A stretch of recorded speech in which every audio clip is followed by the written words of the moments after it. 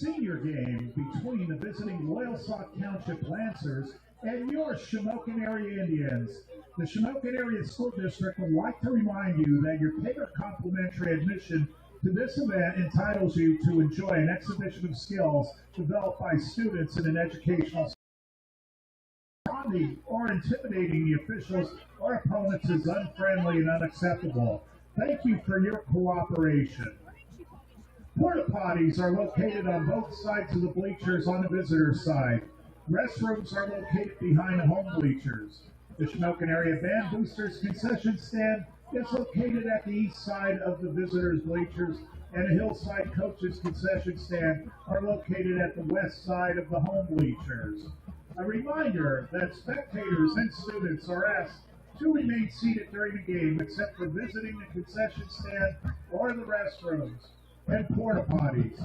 The Shamokin Area School District does not allow students or spectators to walk around the stadium during the game. The Nature Trail Gate will be closed at halftime and will not reopen until the end of the game. The only exit from the stadium at halftime and until the end of the game will be through the ticket booth gate at the main ticket gate. All the gates to the stadium, including the main gate at the front of the stadium, will remain closed until the end of the game. Also, we'd like to recognize some sponsors who are with us here tonight. Service First Federal Credit Union, Star Physical Therapy, Brian G. Persing Masonry, Sunbury Motors, NRG Controls North Incorporated, Luna's Pizzeria, Shamokin, Jeff's Auto Body and Recycling Center, Dapper Tattoo, and Razor Bernie's One Strategies.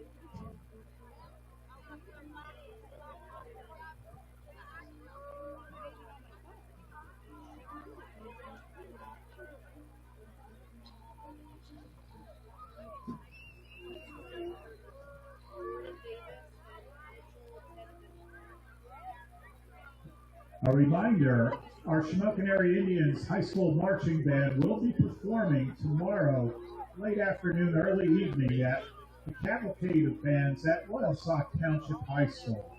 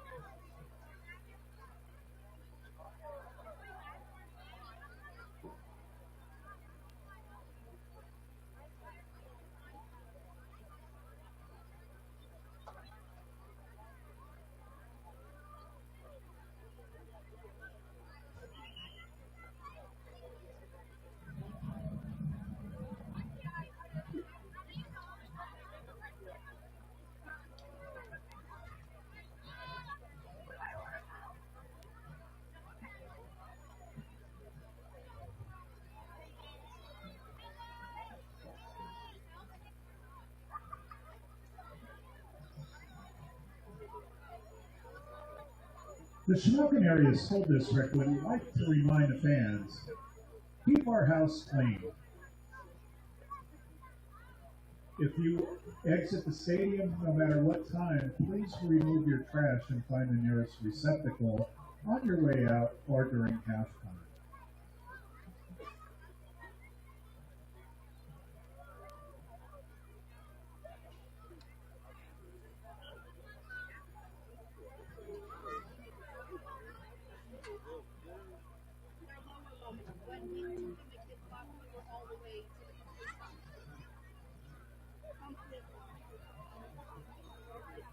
Again, we'd like to thank some of the sponsors who are with us here tonight. Little Indians Learning Center, Epic Construction, Aaron's, Rob's General Contracting, PA Waste Transfer LLC, Affordable Restroom and Rentals, the Rumberger Family, Chris Ceramics, Cody, Parksville Church, Trailhead Campground, Budget Roofing, iSense, and Mossers Farm Market.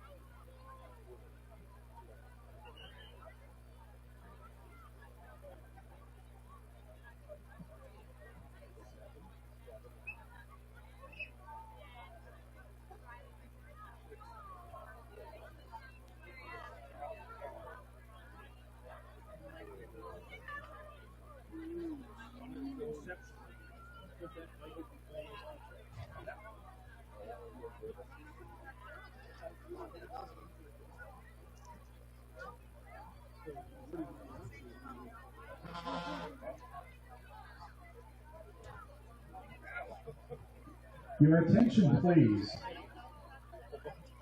We ask that we're going to do a simple drill at this time. For those of you who carry a cell phone, please reach into that pocket.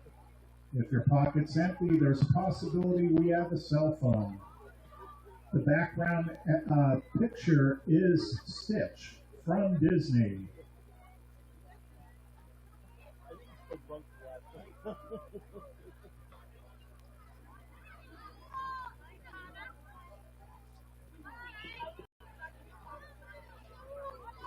Some more sponsors with us here tonight. Shamokin Area Education Foundation, the Shamokin Shirt Company, STAR, The Ale House, Mountain View Manor, Kinky's Heavy Truck and Auto Repair, Academy Sports, Stellington Baptist Church, Sunbury Motors, Home and Camp Home Improvements, Campus Art and Design, Tranquility Tattoo, and Steps Auto.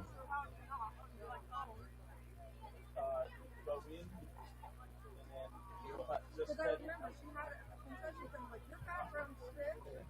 That was about freezing. It normally doesn't even get it. Okay, good. It should be open.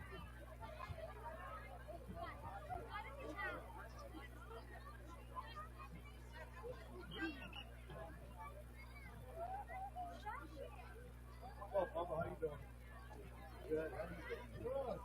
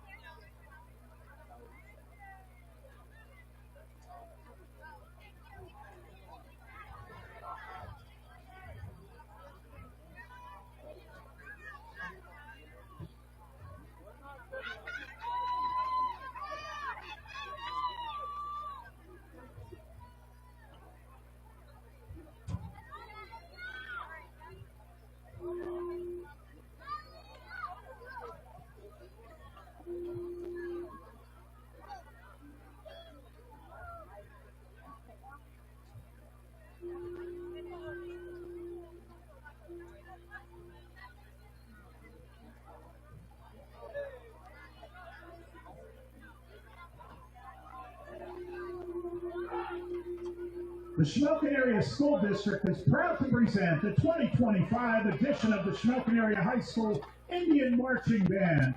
The band is under the field leadership of Drum Major Abigail Long. The 2025 show features many crowd favorites. The show opens with Gitana by Victor Lopez. Tonight's show continues with the popular Hey Baby. Closing out tonight's show is Johnny Vincent's arrangement of Jailhouse Rock. The Shamokin Area High School band staff consists of Kevin Sire, band director and virtual visual coordinator, Sharon Sire, assistant band director and assistant percussion instructor, Braden Dunkelberger, percussion assistant, Graham Chappell, music instructor, Dan Schumann, marching instructor, Brendan Rogers, instructor, Amanda Lebo, instructor, Alicia Wilby, guard instructor, Angela Lowry, guard instructor, and Electric McCarva, guard assistant. Special thanks to the Shamokin Area School Board, administration, and the Shamokin Area Band and Orchestra boosters for their continued support. Please sit back, relax, and enjoy the sights and sounds of the 2025 Shamokin Area High School Indian Marching Band, the pride of the coal region.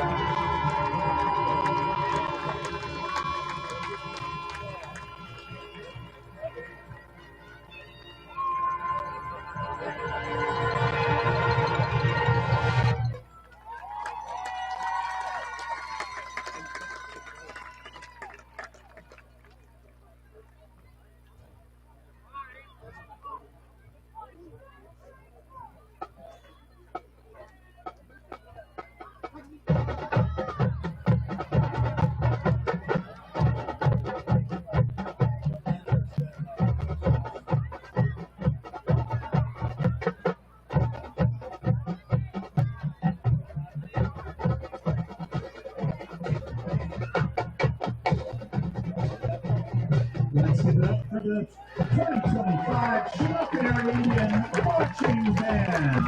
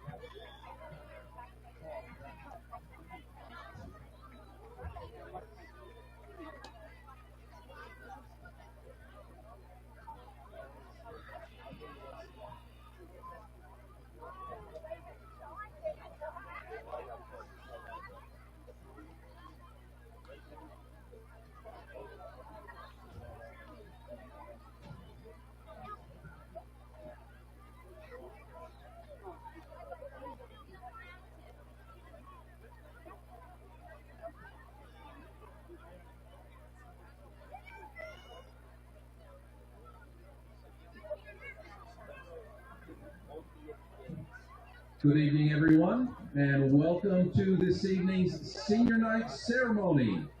Tonight, we will honor the members of the senior class that participate in football, cheerleading, band, and golf. Starting with senior football players. First up, we have Chase Anderson.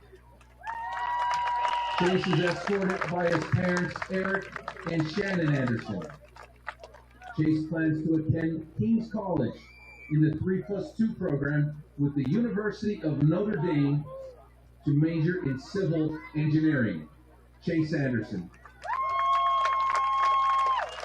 Next we have Zakim Clinton. Zakim is escorted by his mother, Marlene Clinton. After graduation, Zakim plans to attend college for business. Zakim Clinton. Next we have Leland Deweese. Leland is escorted by his parents, Antoine Bates and Chastity Deweese. After graduation, Leland plans to become a state corrections officer. Leland Deweese. Next we have Dylan Phoenix. Dylan is escorted by his parents, Greg and Stacy Phoenix. After graduation, Dylan plans to enter the workforce and pursue a hands-on career in the trades. Dylan Phoenix. Next is Jace Gink. Jace is escorted by his parents, Jason and Crystal Gink.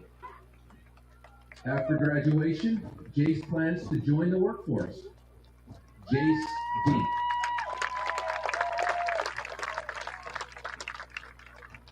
Next we have Isaac Glover. Isaac is escorted by Bob and Shauna Whitmer. After graduation, Isaac plans to attend a 4-year college and continue his football career. Isaac Glover. Next is Ryan Hens. Ryan is escorted by his parents, Russell and Amy Hens. After graduation, Ryan plans to attend college to study architecture. Ryan Hens.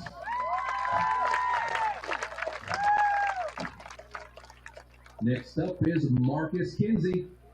Marcus is escorted by his mother, Christina Kinsey, and his brother, Gerald Palmieri.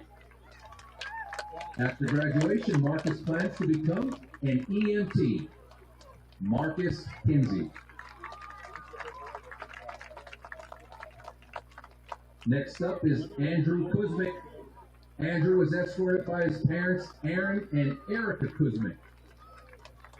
After graduation, Andrew plans to attend college to major in biochemistry with plans on attending medical school to become an orthopedic surgeon. Andrew Kuznick.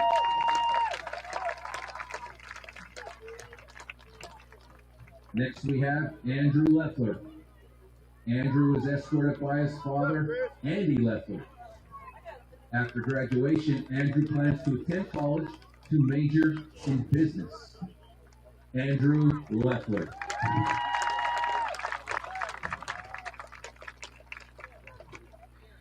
Next up is Jack Tamkis. Jack is escorted by his parents, Dave and Natalie Tamkis.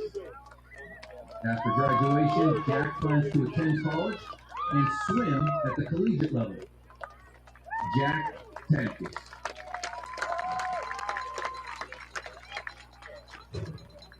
And our final football player this evening, Jet Velati.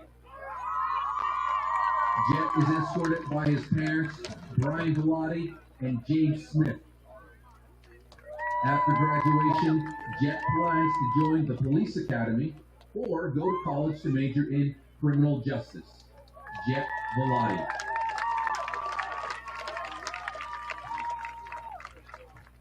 We'll now move on to our senior band members, starting with Noah Allison. Noah is escorted by his parents, Brandon Allison and Brianna Baskin. Noah plans to study music production at Penn State University after graduation. Noah Allison. Next we have Nick Amato. Nick is escorted by his parents, Nick and Melissa Amato. After graduation, Nick plans to attend Lycoming College to study music education and religious studies. Nick Amato.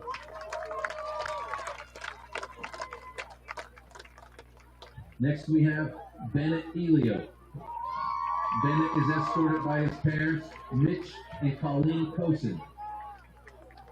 After graduation, Bennett plans to attend college to study theater and the arts. Bennett Elio. Next we have Michaela Eister. Michaela is escorted by her parents, Daryl and Ann Eister. After graduation, Michaela plans to attend college to study music education. Michaela Eister.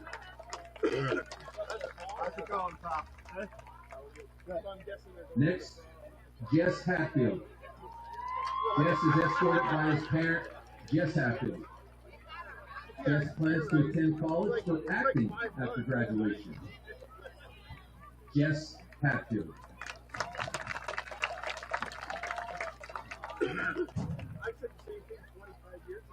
Next we have Abigail Long. Abigail is escorted by her parents, Jeremy and Kimberly Long.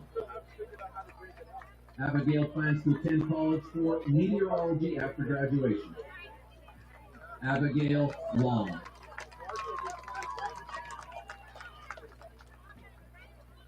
Next we have Abby Lowry. Abby is escorted by her parents, Robert and Angela Lowry. After graduation, Abby plans to attend college to become an accountant. Abby Lowry.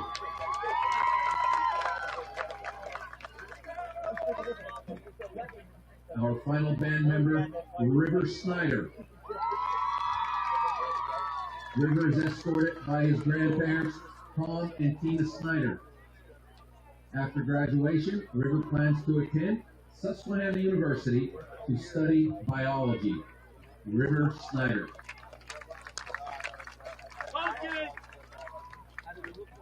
Next, we're moving on to senior football cheerleaders. First up, Riley Bickert. Riley is escorted by her parents, Sean and Carrie Bickert. After graduation, Riley plans to attend a 4-year college for communications. Riley Bickert. Next we have Nilese Cruz. Nylise is escorted by her parents, Nael and Raina Cruz. After graduation, Nylise plans to attend college to study animal science to become a veterinarian. Nylise Cruz. Next, we have Danica Lar. Danica is escorted by her parents, Zach and Maria Lar. After graduation, Danica plans to attend a 4-year college. Danica Lar.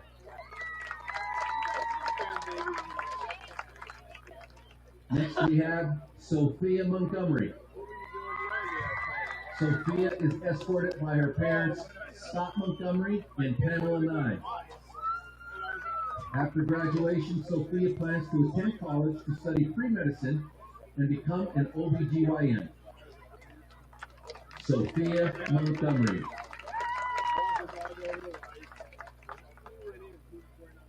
Next, we have Lisa Wood. Lisa is escorted by her parents, Jeff and Brandy Wood. After graduation, Lisa plans to attend Ogeechee Technical College to study cosmetology. Lisa Wood.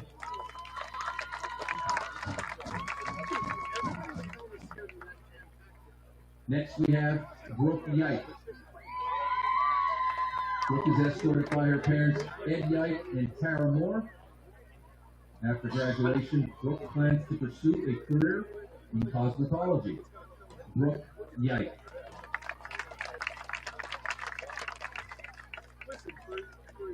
Next up, we have our golf team members, starting with Nathan Erdman. Nathan is escorted by his parents, Scott and Mindy Erdman. After graduation, Nathan plans to attend Drexel University to major in chemical engineering. Nathan Erdman.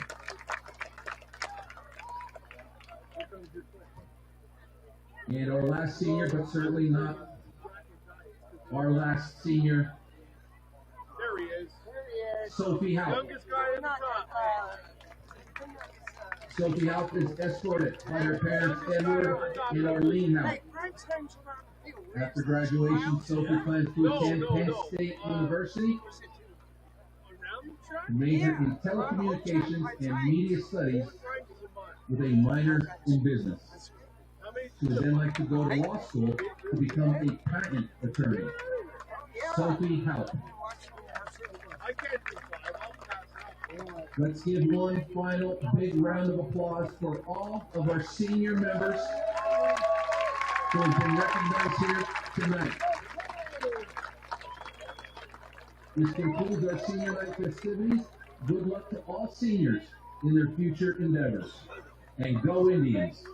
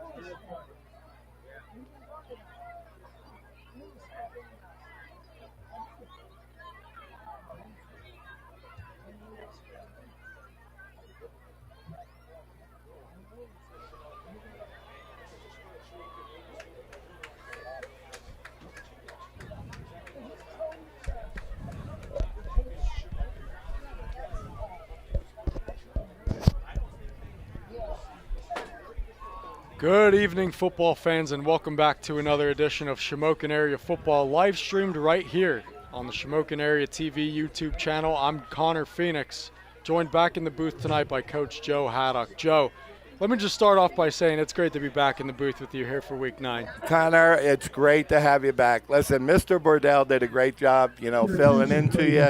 Really, he did a great job calling that game with us. But, Connor, it's great to have you back. I know you had a good time. A lot of things happening at Penn State, since you've been out there enjoying that game. But, listen, we're in for a good football game tonight. A good Loyalsock team that's 5-3. And a lot of good athletes on that team. But, when we talked after the Jersey Shore game, we kind of pinpointed this game getting back together. And this is exactly where Shamokin wants to be at 8-0 right now going into this football game. Right, yeah, you mentioned Loyalsock. They are a very good team. They started 0-2, but since that, they've made some massive strides, winning 5 of their last 6 games and really only being a player or two away from winning all 6. They defeated the Danville Ironmen last Friday evening, 34-20, but were narrowly defeated by Warrior Run, a very good Warrior Run team, 2 weeks ago, 47-42, and then 3 weeks ago they defeated Lewisburg, 14-7. And Joe, believe it or not, that's the only common opponent these two teams have. It's kind of a cross-conference game. I think Shamokin is Division I. Loyalsock is 2 or 3. I'm not really sure. Off the top of my head. But, this is an a cross-conference game, as they call it, I guess. But this should be a good football game tonight. Yeah, I mean, they did open the season with 2 tough opponents, and they'll close the regular season out with 2 tough opponents in Shamokin and Montoursville. And, Shamokin and Montoursville, they're combining for a 14-2 record. Shamokin, they are just rolling right now. Can't really say enough about them, and looks like the team's getting ready to come out here after the senior night festivities. It's a pink out and senior night for the second to last home game. The 8-0 Shamokin Indians, and here they come. And they're being led. Being led by the little Shamokin Indians, Connor, leading them out on the field tonight. What a great sight. There's our future of Shamokin area football out there. You're the leader, Joe. You're the leader of the next gen. Undefeated. Great to see. Yeah, great to see all those little kids out there are having a great time, And you know what? It really starts all down there, Connor. It all starts down there. This was the first year that we have gotten kids since the merger of all the Little League teams, in Shamokin. We knew we were going to have a good 8th grade class, but what impressed me the most was that 7th grade class coming in, and it really meshed together with our older kids, our 8th graders, and the junior high team has really been off to a good start, and we're going to be sending the varsity up some really good athletes. Yeah, I was going to say maybe they get some advice from the varsity athletes right now to carry with them in their varsity ventures. Yeah. I mean, Coach Persing has already been working with a couple of our kids at the junior high up at their practices. Cam Petrovich, our quarterback, one of our wide receivers, Sheldon Sassani, our running back, Trent Schrader, all kids. These are all names that you're going to be hearing in the years to come, Connor. Finally feels like fall football weather on this chilly, brisk Friday evening. Shamokin returns home for the final 2 weeks of the season, and everyone knows which game is looming next week. It's Week 9 from Colt Township. Stay with us as we stand aside for the playing of the national anthem.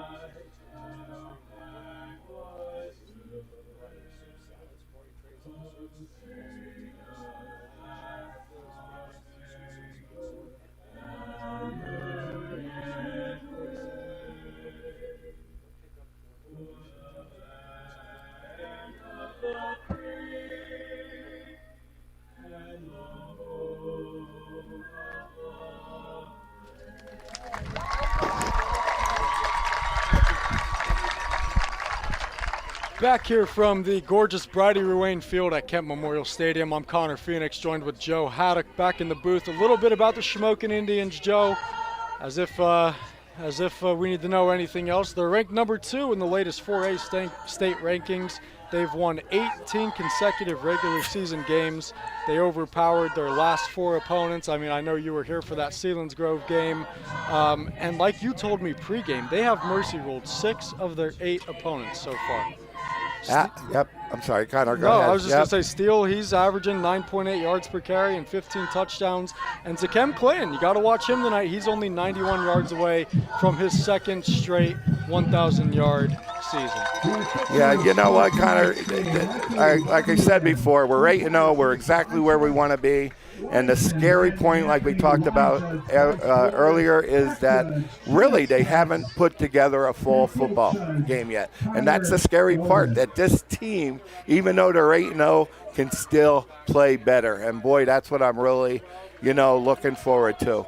It's senior night. It's kind of a bittersweet night. I went down there and met all those seniors. A lot of those seniors played for me in the junior high, and a lot of great kids, a lot of great seniors on that football team, that have been contributing to this program the last 4 years, kind of. Right. And, you take a look back at those last 4 games. Since that Jersey Shore game on September 12th, that 43-42 overtime, double overtime victory right here, Shamokin went on the road to defeat Central Mountain 35-7, returned home versus Selinsgrove. That was the Joe Bordell game. They won 57-12. Then they went up to Williamsport, rocked the Millionaires 42-7, and then last week, in worksman-like fashion against Lewisburg at Bucknell University, they shut out the Green Dragons 38-0. A little bit of a revenge game, another revenge game on Coach Persing's former program. They beat Lewisburg last year, but it wasn't by that wide of a margin. Yeah, you said it right, Connor. A very workman-like performance, by the Indians. They went out there, took care of business, came off the field as winners, and that's exactly what they got to do tonight, Connor. We talked about it previously. Their biggest enemy tonight is looking ahead to that Mount Carmel game. Let's come out here tonight, take care of business tonight like they're capable of doing, and let's get the W and get ready for Mount Carmel week. Well, they're going to have their hands full in that Loyalsock backfield as you look at number 5, Jalil Coates. He was a wide receiver turned running back in week 3. He did not move to the backfield till week 3, but already has topped 100 yards in 6 straight games and has gone over 1,000 yards already for the season, Joe. It'll be interesting to see how the Indians' run defense handles him. But like last week, the run defense held Lewisburg to negative 20 yards. Yards rushing, yes. Negative yards rushing, Connor. Listen, the defense has been playing lights out. The offense is doing what they need to do. They're running the football. I think they got to improve a little bit. Logan Steele's going to figure it out. You wait and see. He's going to have a breakout game throwing the football, one of these weeks. They're going to figure it out. We're struggling a little bit in the passing game, but that's all going to pan out. But, Logan Steele is the type of athlete, he's going to figure it out. And it looks like Loyalsock is going to boot it away first. Back to return. Indians have a couple guys. I see Ryan Bickert, I see Jay Skink, and I see, that's number 29. Yeah, 23, I think that's Trey Taylor, that's Trey I believe. Taylor. Yep. Yeah, not 20. 23, Trey Taylor. So the Indians have a trio back there to return.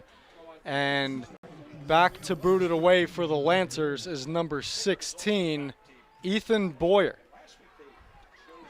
Week 9 from Kent Memorial Stadium, 8-0 Shamokin versus 5-3 Loyalsock, and here we go. We're underway. It's a short kick. Looks like Bickert's going to field it. Here comes Bickert. He crosses the 25, crosses the 30, up to the 40. So a good return for Ryan Bickert to start this Indians offense off. Yeah, good starting field position for the Indians here. Special teams has been a key for them. I don't know if you noticed, their punt return game, has been incredible for them, the last couple of games. And nice return there to open up the game by Bickert. Well, Bickert had that kickoff return in the Jersey Shore game, so he's a very, very dangerous returner. Really turned that whole game around, Connor. Really turned that whole game around, coming out in that second half and returning that kickoff. Here's Jace Gink. First play of the game from scrimmage. Goes up the middle for a couple. He gets past the 40. Jace Gink, he's having a pretty decent year himself alongside Zakem Clinton. But you like to see him getting a lot more carries back there tonight. Yeah, Jay said, he was off to a slow start. They're really getting him involved in the passing game. He had 2 receiving touchdowns in the Selinsgrove game out of the backfield. They run that little sail route right down the middle of the field. I'm looking for that tonight. Bickert in motion. He's going to take the jet sweep to the right side. Bickert has a little bit of room, and he squabbles up to close to the 48-yard line. So it looks like the Indians will have 3rd and short coming up. Yeah, they've been showing that a lot, that little jet sweep. I'm kind of wondering, Connor, Zakim got banged up a little bit last week. And I'm wondering if he's still feeling the remnants, of that injury. We have not seen him yet. He is on the sideline. On a 3rd and 2, Steele keeps it, goes up the middle, breaks the tackle, and there goes Logan Steele. Nobody's catching him. Touchdown Indians, and that's how Shamokin starts Week 9 here at Kemp Memorial Stadium. No better way to start this game, Connor. 3 straight running plays, possible yardage, and that's Logan's bread and butter play. That quarterback keeper with the tailback lead, and all he's got to do is break 1 tackle, and man, he gets in that secondary, and he is history. Yep, you saw him shift around that 1 defender. It's once you give him open field, you're going to be seeing his number all night. 53-yard touchdown run from Logan Steele, and the Indians strike first with just over 10.5 minutes to play in the first quarter. Steinhardt's kick is up and good. Yeah, Colin Steinhardt has been doing such a great job. He's so consistent, with his kickoffs and his extra points. What a weapon to have out there. 7-0 Indians. We're not even a minute and a half into the game. And Loyalsock, they'll have to play their best game of the year to have any reasonable shot here against the Indians. Last year in Week 9, Shamokin defeated the Lancers at Kenneth M. Robbins Stadium 48-7. It was their first matchup since 2018. And Loyalsock, they've been one of those programs that historically has been dominant. Has been very good. In the PHAC. When you look at, I look at the athletes they have on their basketball team, and I know some of those athletes on that basketball team, also played football. So we knew Shamokin's offense was going to come out strong, but we're going to see Loyalsock's offense here. And this is where the test is going to be, I think, Connor. The Lancers do have that dangerous Jalil Coates back as one of the returnmen for the Lancers. And ready to boot it away is Colin Steinhardt. 7-0 Indians here in the first. And it's going to go to the far side. Kick was bobbled. Now it's picked up. He gets up to the 30, past the 30, and up to the 40. Goes the Lancers returnman. I'm trying to get a number on it. But a great return for Loyalsock sets them up just about. They're going to start their drive just like the Indians did from the 40. It looked like number 10, Connor, on that return. Namir Thomas. Namir Thomas, broke some tackles there along the side, got to the sideline, and put Loyalsock in some good field position here to start their first offensive series. So now senior quarterback Danny Dowell and Jalil Coates in the backfield. Here's a quick pass to the sideline. It was tipped, but still caught and pushed out of bounds by Bickert. It looked like Thomas again. Namir Thomas, he is a senior as well. How big is he, Connor? Yeah, I don't know what they have him listed as. He's 5'9", 170. 5'9", 170. Yep. Averages 54.9 receiving yards per game. And here's Coates for the first time, bouncing it to the outside, but he's taken down at the 40. Looks like he lost yards. Good tackle there by Noah Ringus. Well, finally get to see him a little bit. There is our ace in the hole. There is the ace in the hole. Boy, he's just fit in perfectly with this defense, Connor. You know, and hats off to Coach Persing and his staff and the rest of the team out there that really accepted him, you know, as a member of this football team, because he is an outstanding football player. Former Lone Mountain Eagle. Yeah, absolutely. Yep. Lancers. And he's only a junior. Yeah, got him next year too. Yep. 3rd and 10. Here's Dowell. He's looking to the near side. It's underthrown, and it was broken up by Steinhardt. He tried to get it to Clinton Taylor there, but it was broken up by Steinhardt, and now the Lancers are going to have to punt. Yeah, nice recovery there. All right, Steinhardt had to pull on the motor here. All right, to catch him, and you know he was behind Steinhardt there for a couple yards, and I think the quarterback underthrew it a little bit, and Steinhardt made a good defensive play on it. I thought Taylor ultimately came down with it at the end there, but the ball popped up from the turf. So now the Lancers will punt it away. Back to return is Logan Steele and Trey Taylor. And they're going to let it go, but Taylor picks it up and he gets to the 40. I don't hate the move there, Joe, by Taylor. I don't hate that. No, absolutely not. You know, they're taking a script from Logan Steele right there. Logan Steele is so, I hate to use the word reckless, because that's the way he plays. That's the way he plays. And he's not afraid to do it, all righty? And he's gotten so many big plays out of it. So now the Indians will start from their own 42, up 7-0 with 9:07 to play here in the first quarter. It took the Indians 3 plays, their first drive to score, and now Steele's out there with Zakem Clinton. All right, there we got Zakem back in the backfield now, so we'll see what's going on here. Here is Clinton, takes the snap up the gut, dragging defenders with him, turned it into a positive gain. Looks like he got 3 or 4. And Clinton now continue the countdown, Joe. Countdown here, yeah. We need a pen here. We need a pen here, Connor. We want to let everybody know when he does reach that milestone. Needs 87 now after that gain of 4, up to the 46, 2nd and 6, and he'll remain out there. Steele takes the snap, fakes the handoff this time. Now he's looking downfield, goes over the middle and incomplete, but we have some contact and no flag,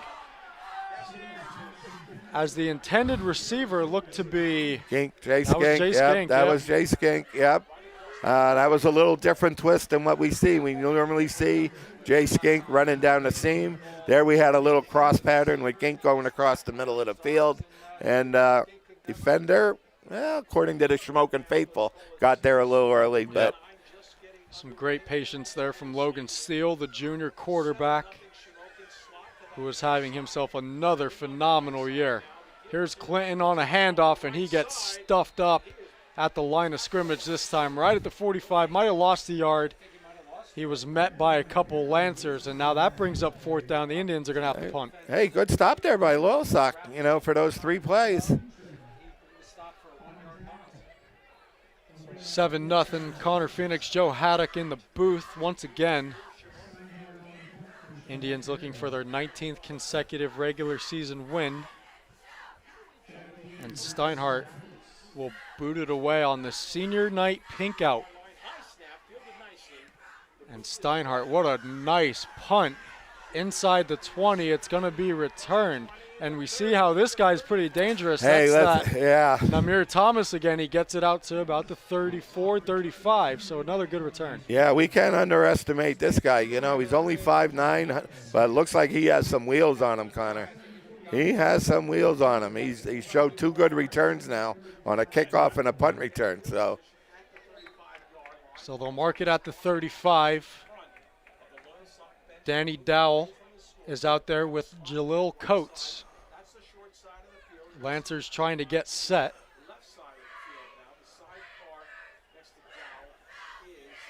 Dowell Takes the snap, gives it to Coates. Coates up the middle, trying to shift his way around that line, but he is met right away. Looks like Isaac Glover and Liam Montgomery. Yeah, great article in the paper today about Liam. Liam, he never let size bother him, all during his career, from the junior high level all the way up now through his junior year. He's worked so hard in the weight room. He's so, he looks small out there, but he's a strong kid. Mm-hmm. Strong kid. And he just has great instincts at that linebacker position. Call it a gain of 1. Luckily, we have him back next year. He's a junior also. Gain of 1. Coates is still out there as the back. He's going to take the handoff again, and still nothing there. Met by a host of Indians. Another short gain. Call it 1. So this Lancers quarterback, Joe, Danny Dowell, he went over 1,000 yards passing last week, and he's also intercepted 3 passes on the defensive side of the ball. And he is third among area players in passer ratings. Wow. Passer rating, Okay. totaling 17 touchdowns on the year. So yeah, he's gonna be a guy we're gonna reckon with tonight. I mean, if he's anything like Nolan Pauling of Jersey Shore, then they'll be in trouble. Here's Dowell back to pass. He's rolling to the right. Now he's going to take it himself. Has some space, has the first down, and is taken down. Looks like in Indian territory. Looks like he got to the 50 or the 49 of Shamokin. Depends on the spot. Looks like the 50, but there's a good run right there. Right. From Hey, Dowell. listen, right on cue, Connor, right? We're talking about this guy, talking about all his stats and how, type of season that he's having this year, and right on cue. He takes the ball for about a 12-yard gain and a first down for Loyalsock. On 3rd and long, that is exactly what Loyalsock needed. Ball's at the 50, good enough for the first down after the Dowell scramble. Lancers, they're going a little slow here. Dowell gives it to Coates. Coates up the middle, nothing doing. He's stacked up right at the line of scrimmage, no gain.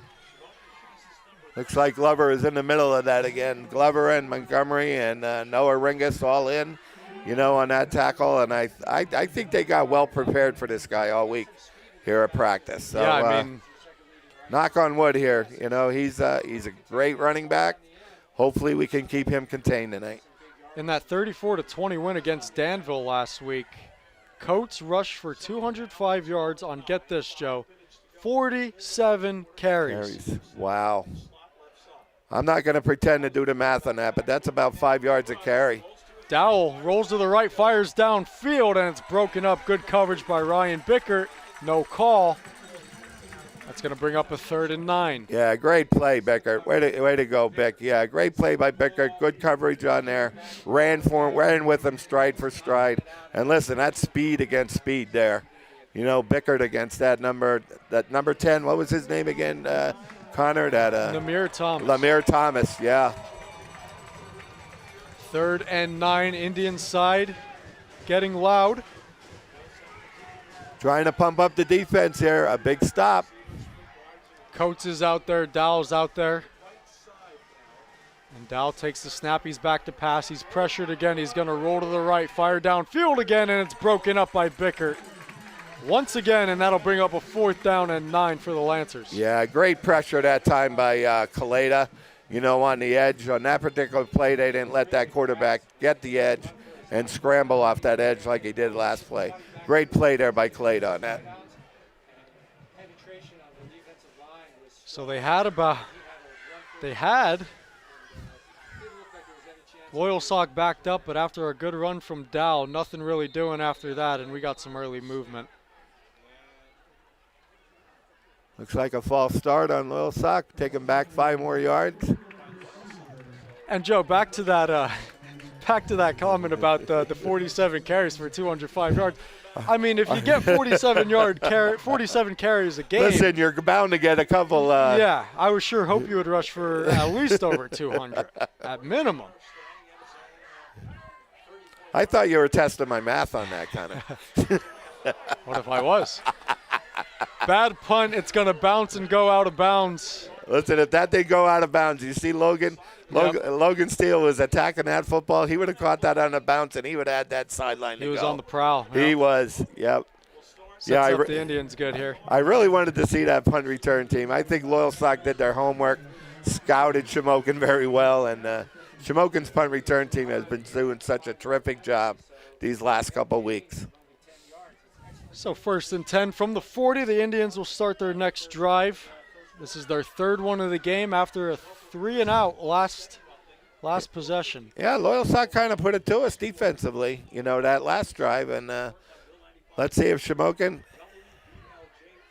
Steele takes the snap, hands it off. Clinton up the middle, has some space, but he's tripped up after only a couple yards. Short gain, 2nd down.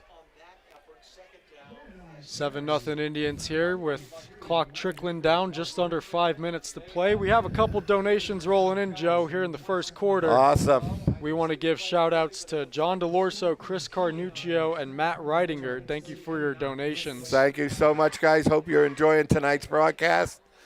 Tonight, we certainly enjoy bringing it to you. So a gain of 4 from Clinton. 83 needs now, Joe. 2nd and 6. Steele takes it himself, rolls to the right, scans through his progressions. Nothing there. Takes it himself and scampers out of bounds near the 45. So that'll bring up a 3rd down for the Indians, who are absolutely rolling, Joe. Yeah, absolutely. Three of their last 4 games were on the road. They've been road warriors, but that didn't seem to faze them at all. I mean, they're just blowing out every opponent right now. Yeah, that has not affected them, but boy, it is so nice to be home here, Connor. Here we are in week 9. We still got the windows open here in the press box.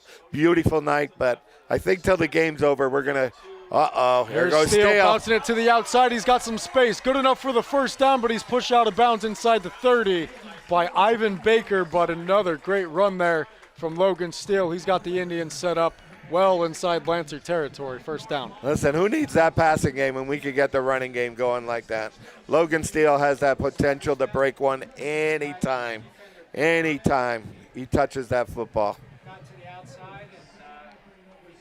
So call it the 29-yard line the Indians are at of Loyalsock. Up 7-0 with 4 minutes to play in the 1st quarter. Connor Phoenix joined with Joe Haddock. 8-0 Indians versus 5-3 Lancers. Yeah, Loyalsock had us in a 3rd and long situation again. Logan Steele got us kind of out of trouble there a little bit. There goes Ginky. Up the middle with a good gain. He's dragging defenders with him. He's got a 1st down. What a run by Jace Ginky. Gets inside the 15. Great run. That's the hardest I've seen Ginky run in a long time. And I think a penalty. I thought I saw a face mask. I could be wrong. Let's see. Great run, though, by Ginky. Yeah, you love to see that from him. Let's see what the penalty is. It's going to be on the Indians. Personal foul, face mask. It's going to offset. So, yeah, offsetting penalties. I did see the face mask, did not see the hold, Connor. But yep. Hold on the Indians, face mask on the Lancers. Offsetting penalties, we'll do it again. Yeah, too bad, we had to take that run away from Ginky's stats for tonight. That was a great run by Jace. So that negates what looked like a 15-yard run from Jace Gink, but that was all Jace Gink. Oh, my God, yes. Here's Steele rolling to the right, fires. He's got a man. It's caught by Steinhardt. Good for a couple. Got to about the 26.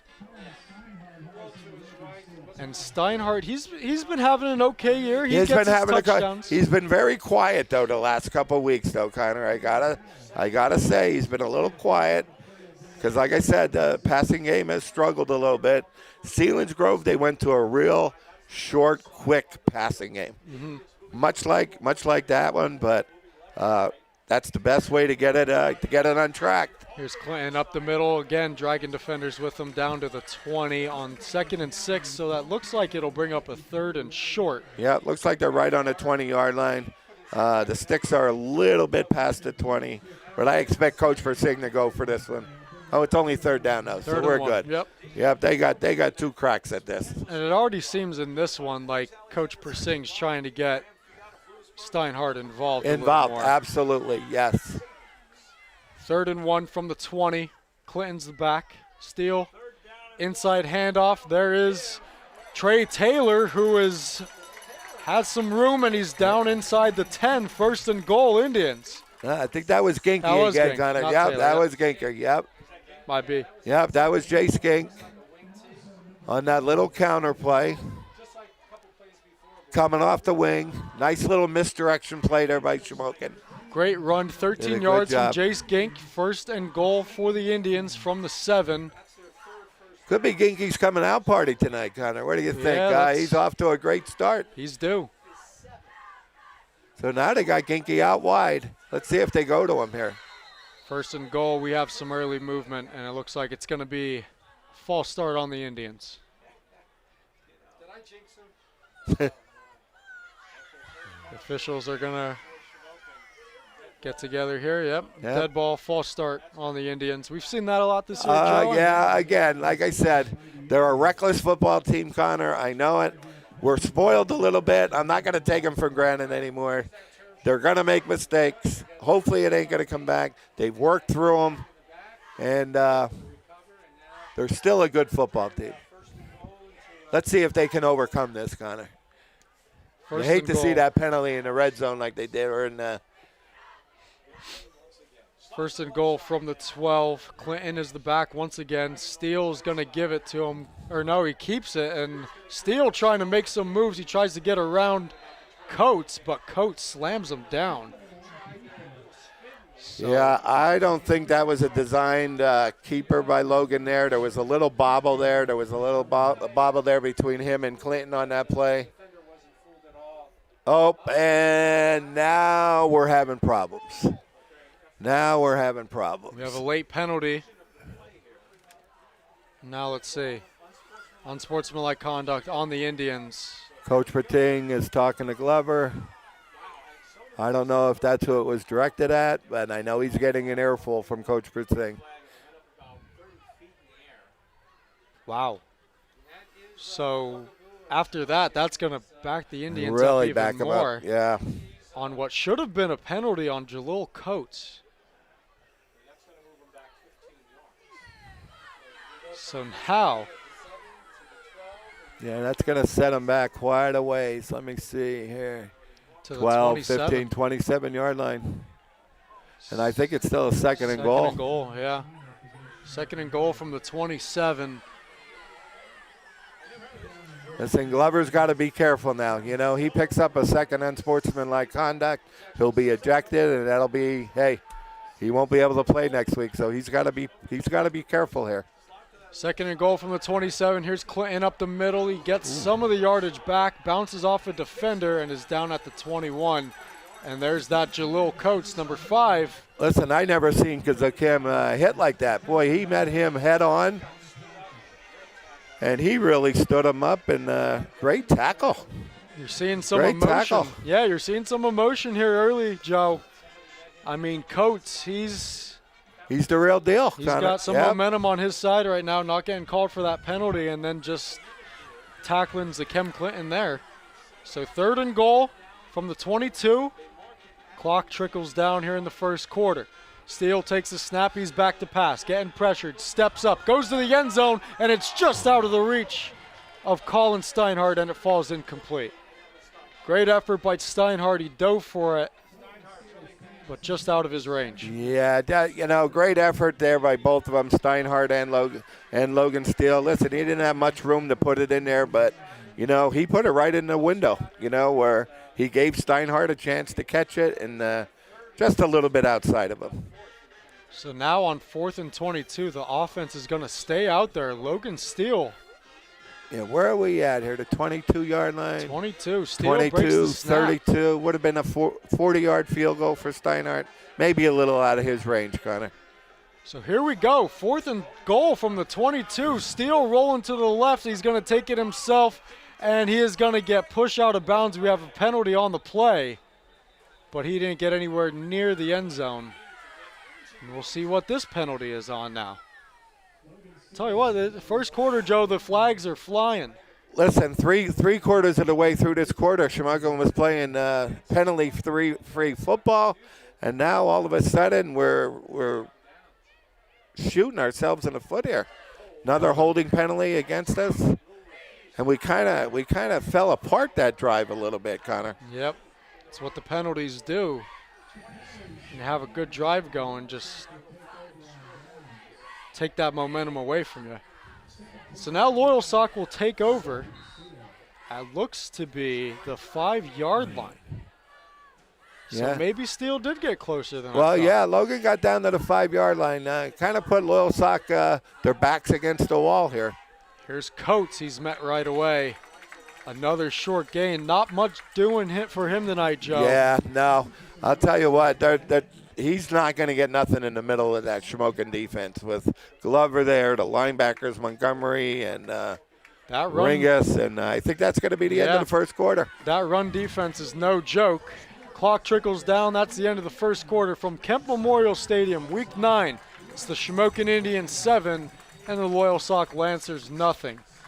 Special thanks to Brian G. Persing Masonry for sponsoring the Press Box meal and the live stream this week, as well as Budget Roofing for sponsoring the live stream. Folks, if you see that QR code on your screen, that is the link to donate to the Shamokin Area Athletic Department. Special thanks to the Steele and Zahler family for sponsoring this week's live stream as well. A lot of sponsors this week, Joe. Oh, great. Yeah, it's great to see. It's great to see, Connor. You know, it's great to be a Shamokin area football fan now, and these sponsors really step up, you know, to make this broadcast possible, you know, for us. So we enjoy doing it. We love doing it. We love, sending this broadcast out to people that can't make it out here to the field, and we're glad we have the sponsors to be able to do it.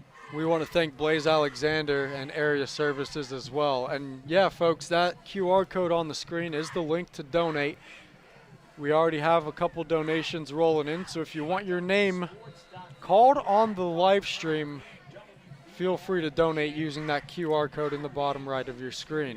It goes to the Shamokin Area Athletic Department so they can improve the live stream and bring better quality to you at home.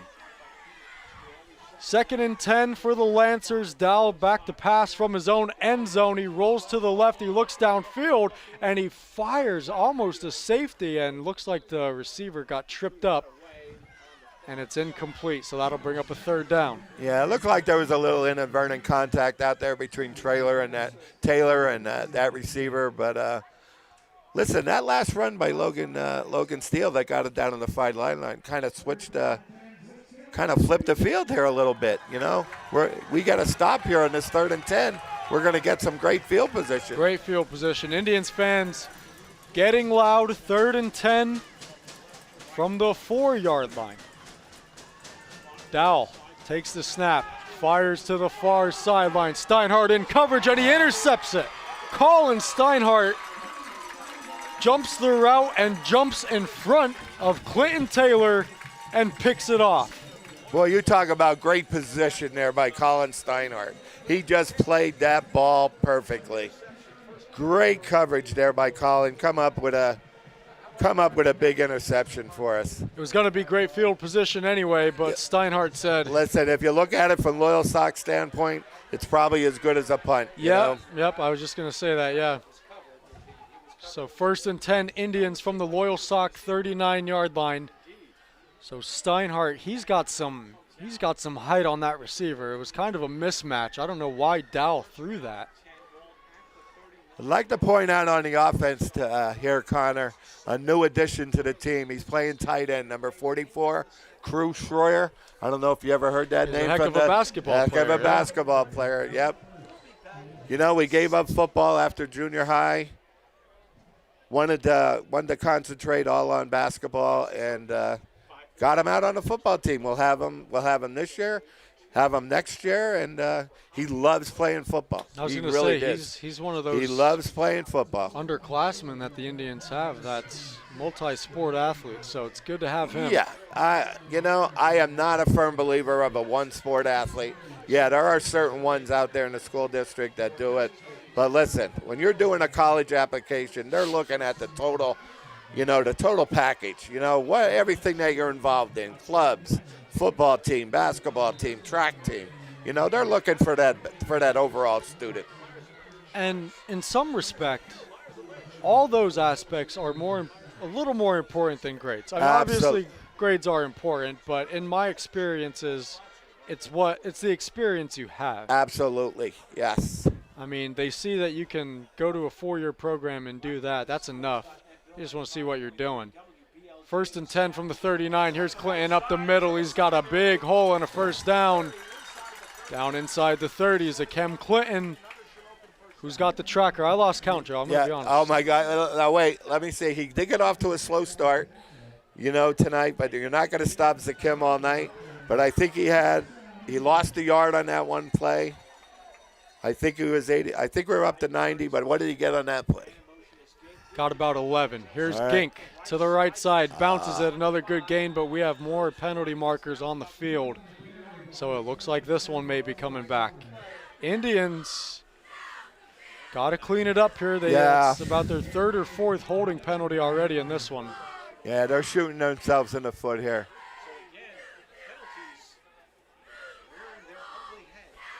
Let's see what the call is here. It is going to be on the Indians. Another holding, Jeff? Yeah, but I did see the initial call, Connor. It was a holding penalty.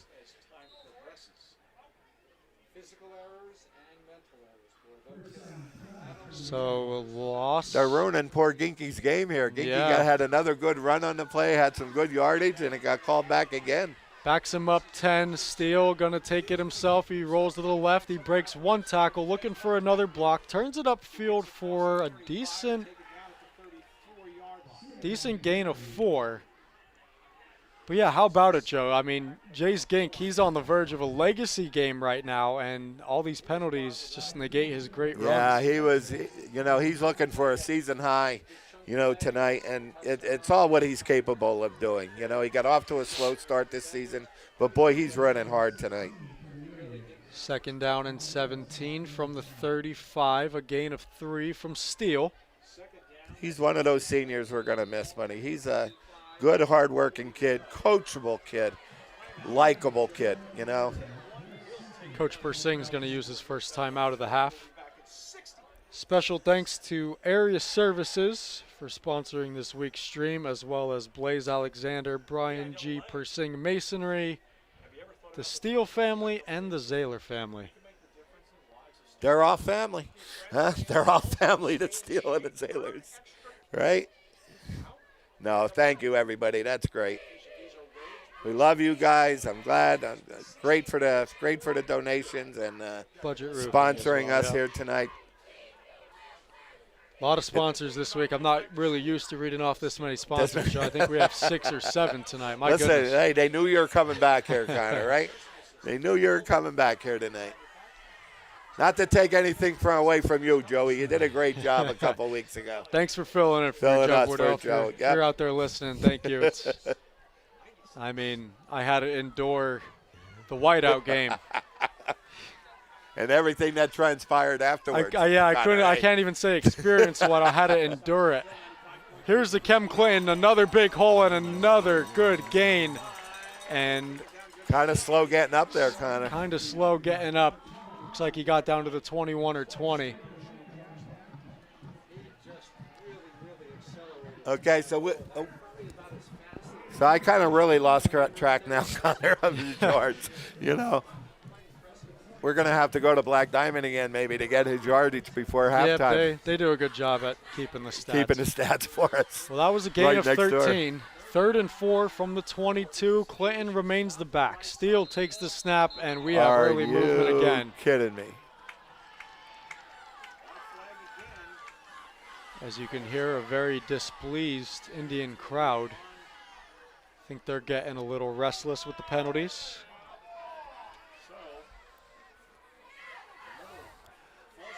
I'm not exactly sure even what's going on out there, Connor. I'm not. We don't have the replay like everybody else does, to see who's missing, see who's moving out there on that offensive line that's causing all these procedure penalties. Loss of 5 sets the Indians back to the 27, 3rd down and 9. And Clinton remains the back. Steele takes it, rolls to the right. He's looking downfield. He's looking Steinhardt's way. He fires to Steinhardt and Bicker, both in the area, but it goes over both of them, incomplete. So that'll bring up 4th down. I think we're in 4-down territory again. I think Coach Persing went for it last time right around this area. On 4th down, I think they're still a little bit out of Steinhardt's range here, so. Joe, were you able to attend the game last week at Bucknell? At Bucknell, what a venue. Yeah. You know, what a beautiful venue there, Connor. Yes, I did. In the article I read, that one kind of started off a little slow as well. I'm not quite sure if it was like this, but I did read that they got off to a slow start. You know what? You're exactly right, Connor. And, you know, talking to some people after the game, I defined it. We came out a little flat. Yeah. We came out a little flat. Steele flips it off to Jace Gink, and Gink gets popped. Good tackle. Looked like Danny Dowell, the quarterback, who made that tackle. Yeah, let's say good completion there from Steele to Gink. That D-back would not let him turn it up, and made a great tackle, and Shamokin turns the ball over on downs. So Turnover on downs. Loyalsock will take over. A couple more donations rolling in. We want to thank Jen Neary and family, as well as Joseph Brody, for your recent donations. We thank you. Jen Neary and family, let me tell you, we got their 2 kids on the junior high team, 2 7th grade kids. Yep. One's my quarterback, another's going to be a center. 2 kids that you're going to be hearing their name. Calling their name here in a couple Dean years. and Sam Neary, we're going to be hearing a lot about them over the next couple of years. But thank you to that Neary family for doing that. So after Loyalsock takes over, a quick gain of 2. And Joe, I haven't seen this at the high school level, but number 10 right there, that's Namir Thomas, and then Jalil Coates. They're wearing those safety helmets. They're wearing those bulked up safety helmets. I think I'm going to butcher the name. Yeah, listen, and correct me if I'm wrong, Connor. I think they just approved it this year that they could wear them for games. Yeah. I know a lot of them wear them at practice. A lot of kids from Shamokin wear them at practice. Yeah. But you don't see them here, at the game. They choose not to wear them. They chose not to wear them for the games. But now I could be wrong about that, but I think this is the first year that they allowed to wear them. Yeah, that's because concussions have been such a big part, of the game. I have not seen that at the high school level. It's a Guardian cap. Thank you, Buggy. So here is Dowell rolling to the right, fires out of bounds, and it's incomplete on a 3rd and 8. So now that will bring up a 4th and 8. Good coverage on the play there. 4th and 8. Lancers go 3 and out. Listen, Shamokin's defense is still coming up big. Shamokin's defense has really been playing lights out, And, we talked about last week's game a little bit, Connor. I called them flat. I don't call them flat. This football game, there's a lot of excitement in this football game. We're just killing ourselves with penalties. Yep. So back to return is Logan Steele and Jace Gink. Punt is away, and it goes in here we go. Gink's direction, but here now Steele picks it up. Steele's going to turn there's it the wall. to the far there's side. The wall. Steele there's looking the wall. for a block. He gets one, and he turns it. Steele got one man to beat, and he's gone. Logan Steele, his 2nd touchdown of the game. Punt return. We talked about it earlier, Connor. That punt return team has been big for the Indians. Has been big. They do a beautiful job. Did you see that? See that wall set up at the far sideline there? Set it up beautifully. Got a lot of key blocks. And Steele did the rest. Gliding his way for a punt return touchdown. Are you kidding me? And Are you kidding me? Hold on here. Hold on. Are you kidding me? I did see a penalty marker come out. I did not, Connor. Yes. I don't know what it's on. It was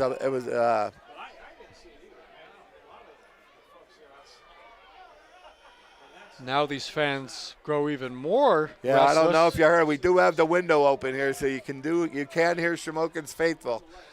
I don't know if you can hear them or not, but they are not happy right now. So that is going to bump Shamokin back to the 48-yard line, their own 48-yard line.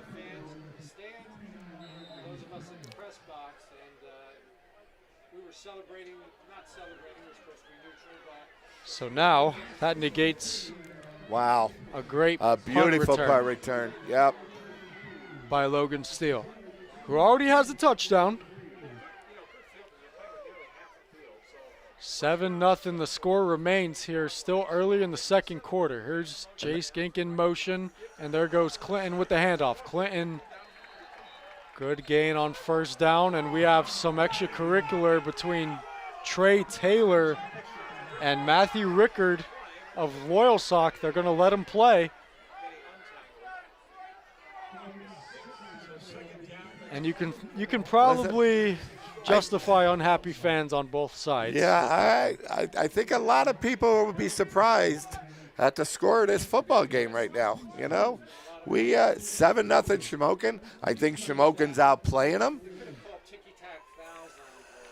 So on 2nd and 4, 6-yard gain from Clinton. Here's Clinton trying to go to the right side. Shorter gain this time. He's stacked up right away. Yeah, another 3rd and short here, but I think we're in 2-down territory. We have two downs here to make a yard and a half. Barring any penalties, I guess. Barring Connor, any right? penalties, you have to include that now before every play, because no shortage of penalties here in the first half. 7-0 Indians, 3rd and 2. Clinton remains the back. Gink in motion. Steele takes it, rolls to the left. He's got the first down and more. Here goes Logan Steele. He shifts around a couple tackles and he falls down near the 25, but we have another penalty marker on the field. I'm going to get a feeling where that flag was thrown. That's going to be a sideline violation, I'm thinking. Let's see how close. Oh, they finally threw that. Okay. It's on Loyalsock. Finally. I didn't see the call, Logan, or Connor. Did you see the call? I didn't, no. I did not see that. I just assumed it was on Shamokin, but. Well, where it was thrown at, I didn't. It was thrown way back here on the 35-yard line, way past. The play was way past it. That's why I'm thinking that referee was going to throw a sideline violation on it. That would have really took the cake. 1st and 10 from the 21. Here's Clinton up the, that's Ringus. Jace, Yep. That's Ringus. That's Ringus. Yep. Ringus gets his first carry of the game. He had a touchdown last weekend. Yes. So they had some good balance. Last week. Oh, they're starting to play fast now, Connor. Gain of 7. Clinton is the back. There's Gink in motion. Gink takes the sweep to the right side. And there goes Chase Gink. He looks to break one tackle, but he's taken down near the 5-yard line. 1st and goal, Indians. Great run by Ginky there. I'm telling you, this is Ginky's breakout game tonight, Connor. No flags on that one, so he'll keep the yards. 1st and goal from the 4. After that great run from Jace Gink sets him up. 7-0 Indians, 6 minutes to play in the first half. You have Ringus out there as the back now. Here is Ringus up the middle. There he goes. He's dragging people with him, and he's in. I think he's in. For the touchdown. Noah Ringus, 2nd straight week. He reaches the end zone. Touchdown Indians. They extend that lead. And he's pretty good, Joe. I think we'll take absolutely. him. Absolutely. He's the real deal, Connor. The real deal. He's a football player, and you could tell just by looking at him and talking to him. He's a great kid, and he's a great football player. So now Steinhardt is on for the extra point. High snap. Good hold. Good kick. So consistent. Yep. So consistent. 14-0 Indians with 5:44 to play in the first half. Connor Phoenix back here with Joe Haddock in the booth. Week 9 from Kemp Memorial Stadium. Undefeated Shamokin Indians hosting the Loyalsock Lancers. Special thanks to Blaze Alexander, Area Services, Budget Roofing, Brian G. Persing Masonry, Steele family, and the Zaylor family for sponsoring tonight's live stream. We thank you.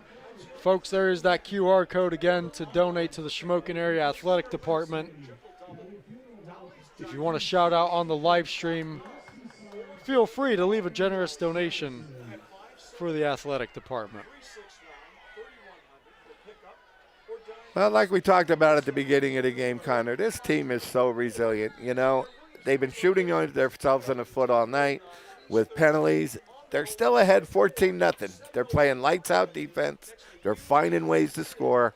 All right? Before we know it, this game, you know, this team just works through all the adversity that they can. Yep. Seen that a couple times this year. Steinhardt's kick is away. It goes in the direction of number 10. That is Namir Thomas, who rings it up to about the 18. Yeah, that's about his third return tonight. You know, another good return. Started off with a little bobble. Yeah, he bobbled one earlier, I remember that, Thomas. That's right. So 1st and 10, call it the 19 for the Lancers. Trying to get something going here, down 14-0 here on the road.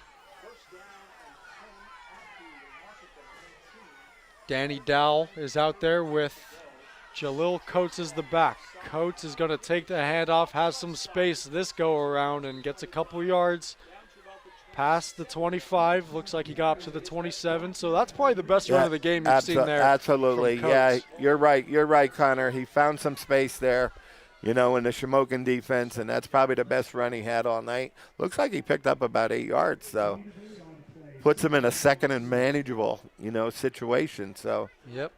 Gain of 8, 2nd and 2 from the 27. So Loyalsock, they're trying to get him going. Yeah, Shamokin's defense has his number so far. Dowell gives it to him again. Nothing doing this time. He's stacked up with the line of scrimmage and brought down right away. Liam Montgomery and Noah Ringus again, you know, from that linebacker spot. Great job by those two guys. 3rd and short. And Joe, I mean, the first 2 games that I've called here, I didn't see Ringus at all. So when did he come back exactly? Was still not eligible to play, you know, in those games. Oh, boy, you're testing the old man's memory here now. It was the game, I think, before the Sealands Grove game, because I think he started on the road with us. And was he injured or? It was an injury, actually, that he suffered at Lime Mountain. It was a whole calendar year that he was not, you know, released by the doctors to play. Yep. There was Coates up the middle. Gain of 6. Good enough for the first down for Loyalsock. So 1st down and 10 from the Loyalsock 33. Coates, you're starting to see him get going a little more.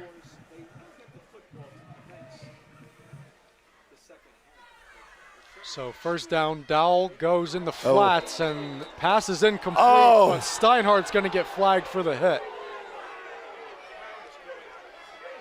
Is there such a thing as a defenseless receiver in high school football, Connor? I think that's what we're going to call. I thought Colin Steinhardt made a great defensive play on the. I thought so as well. I don't think we're going to get a replay on that. Steinhardt, it was a decent hit, but I don't think there was enough evidence. It wasn't late. Here's the replay. Ball fell incomplete. It was intended for Ivan Baker. Listen, you can't play that ball any better than Colin Steinhardt did on that play. I don't. So now that'll move the Lancers all the way up to, looks like the 48-yard line. They're going to spot it of Loyalsock. I mean, I know if it was a late hit, you know, after the play is dead, but First and 10 Lancers from the 48. I know Coach Persing was not happy with that call No. either. He's A lot of unhappy giving people them in an the building. earful. Here is Coates, bounces it to the outside. Jalil Coates with a little hurdle, and we have another penalty on the play. There it is, Connor. Hurdling the play, Yep. hurdling. I learned that last year. You cannot do that at the high school level. You cannot do that at the high school level. Now, Ringus, his old school, Line Mountain, they played where I live. They played down in Middletown Right, they 2 weeks ago. And they lost, or the Line Mountain won, 27-26 at Middletown. And, Joe, I drive by their stadium. It's dead in the middle of the town. It's a nice stadium. They have, it's surrounded In by Middletown, houses. you mean? Yeah, in down Middletown. in Middletown. Yes, Yeah. yes. I believe Middletown has a good program this year, but Line Mountain, they're having a heck of a year. Listen, somebody asked me, I forget who it was at school today, when was the first time that Line Mountain and Shamokin were undefeated, both undefeated at this point, Right. of the season. So then that is going to back the Lancers up after the hurdle from Coates. Yes, a great timeout here by Coach Persing. He wants to bring his troops over. Things are getting a little emotional out there. Two big penalties in a row. One obviously against our kid, and then in the hurdling, and Shamokin's kind of celebrating that a little bit. So I think Coach Persing just wants to bring them down to earth here a little bit, just to keep their poise and to play good, solid football. As we have a little break here after the timeout, a few more donations rolled in. We want to thank the Latshaw family, Patty McGonigal, Frank Marcinick, Ed and Tammy Taylor, and Jill Chicatano and Wade Allman for sponsoring the game this week. Patty and Mike McGonigal from down in the New York area. Mike McGonigal, a graduate of mine, 74. All right, real good buddy. We grew up together. He found a good woman in Patty, and great couple. Thank you, guys. Yeah, York. I just came up here from there today, Joe. Drove up there through that Harrisburg rush hour trappic. I've done that for 40 years. My buddy Mike actually worked for PennDOT too. He's a recent retiree. Yeah. From PennDOT, but he lives down there. He didn't have to make that commute from Shamokin back and forth every day. He was the smart one. He moved down in that area. Yeah, it is quite the drive. Here's Coates trying to bounce it to the outside, and he's tackled out of bounds for a short gain on a 1st and 10 for Loyalsock, but that hurdle backed him up to the 40. You know what? To go back to that hurdle run, you take that hurdle run away, and that was a heck of a run by him. And it almost looked like he didn't hurdle him, but he was almost like hit to the point that he had a hurdle over that guy. But glad we got the call on that one. Seems like once he gets into the open field, he has some speed. So here's Dow back to pass. We got Phoenix the Kim. There's a fumble on the play. I don't know if we got it before it rolled out of bounds. Clinton forced the fumble, That's what they call. Phoenix tried to scoop it up. It looks like it went out of bounds. That was that duo that tag team for a scoop and score last week. Yep, Dylan Phoenix and Zakem. Money on the spot there, buddy. I think the ball went out of bounds.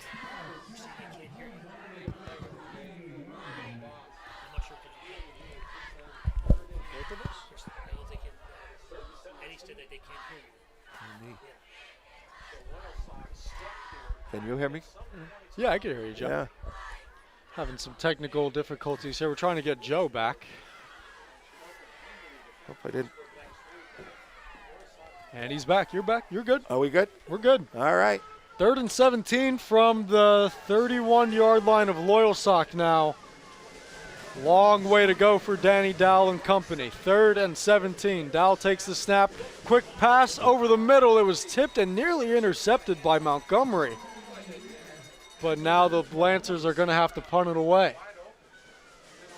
So the penalty come back and hurt them a little bit. That hurdling penalty had a little something going. And Shamokin's defense stepped up. 4th and 17 now. Indians will get the ball back with 3 minutes and 16 seconds to play in the half, up 14-0. So I hope Patty and Mike McGonigal got my shout out to them there for that donation, since they're having technical difficulties with me. But Patty and Mike, thank you. Love you guys. Lancers punt goes out of bounds at the Shamokin 48-yard line. So decent field position to start this next drive for the Indians. Yeah, I don't think they're going to punt the Shamokin too often. It always amazes me when I see teams, that are punting the Logan Steele and Jay Skink back there. Either one of them can break it at any time. And Joe, I know you said you would like to see the Indians take this game by game here, but looking ahead to next week, you got the Mount Carmel area Red Tornadoes on the horizon. If you look back to week 5, you would have thought they were dead in the water. A 1-4 record, giving up a lot of points, not necessarily scoring a lot, but these last 3 weeks, they've turned it around, and they are really playing some good football. And I just think it makes next week all the more interesting. Connor, I am really, really looking forward to calling that football game with you. Next to that Josie Shore game, there's nothing like calling a Shamokin and Mount Carmel football game. I think we're going to have a lot of fun calling that football game. And you're right. Listen, Mount Carmel's got it turned around. They may be peaking at the right time, and I think it's going to be a good football game. Blown out the last 3 opponents they played. Yes, it's definitely shaping up to be a classic. Here's Steele going for Steinhardt, and it's broken up by Coates. Good coverage. And he's given the Shamokin sideline in here. That Coates is a good athlete, boy. There's a couple, and they know Steinhardt is Logan Steele's go-to guy. Yep. Good so I think Coates. they're putting their best athlete on our best receiver, and he made a nice play on it. So now that'll bring up a 3rd down and 4 for Shamokin from the 46-yard line. My guess, Logan's going to keep this. Steele, inside handoff to Gink. Gink up the middle. Looks like he's got good enough yardage for the 1st down, and he does. Good job. Good hard run on that inside counter reverse by Jay Skink. So continuing on with Mount Carmel here, we have a score update from their matchup versus Milton. With 10 minutes and 44 seconds left in the second quarter, Mount Carmel leads 34-6. Wow. And I thought Milton had a pretty decent program up there. Yep. Steele. That's what I'm saying, Joe. They've turned it around. They are playing some really, really good football right now. So it looks like they're going to be 5-4 going into that matchup with Shamokin. So there may be a little bit at stake there. Mount Carmel looking for seeding, in that AA or AAA District 4. Clinton up the middle. He's got a good gain. Good enough for the 1st down. He's down to the 25. So a great gain by Zakem Clinton. We have an injured Loyalsock player down on the field right now. Yeah, I think Glover just kind of pancaked somebody. Glover showed some good sportsmanship there. Glover just made a great football play there and kind of really pancaked him a little bit.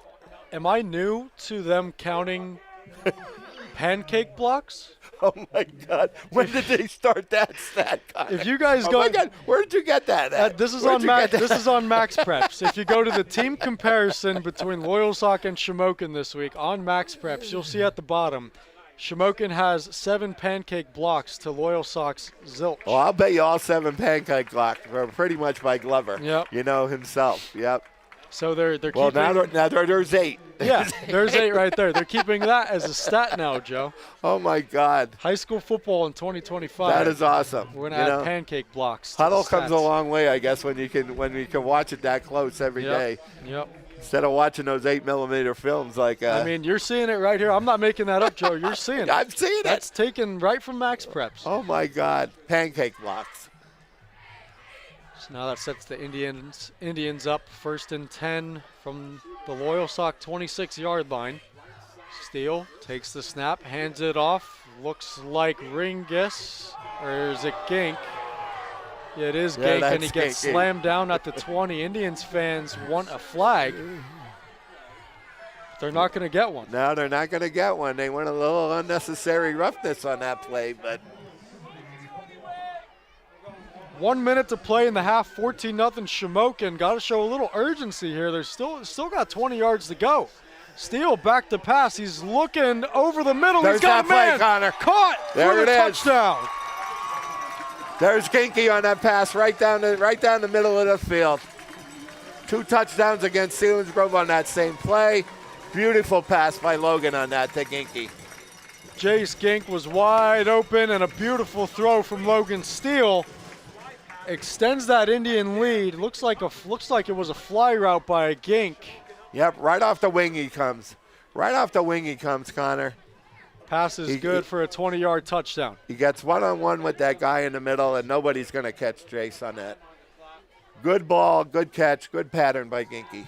Steinhardt's extra point, man, he's automatic. He Something is. good. He is. He's so consistent. So listen, great clock management.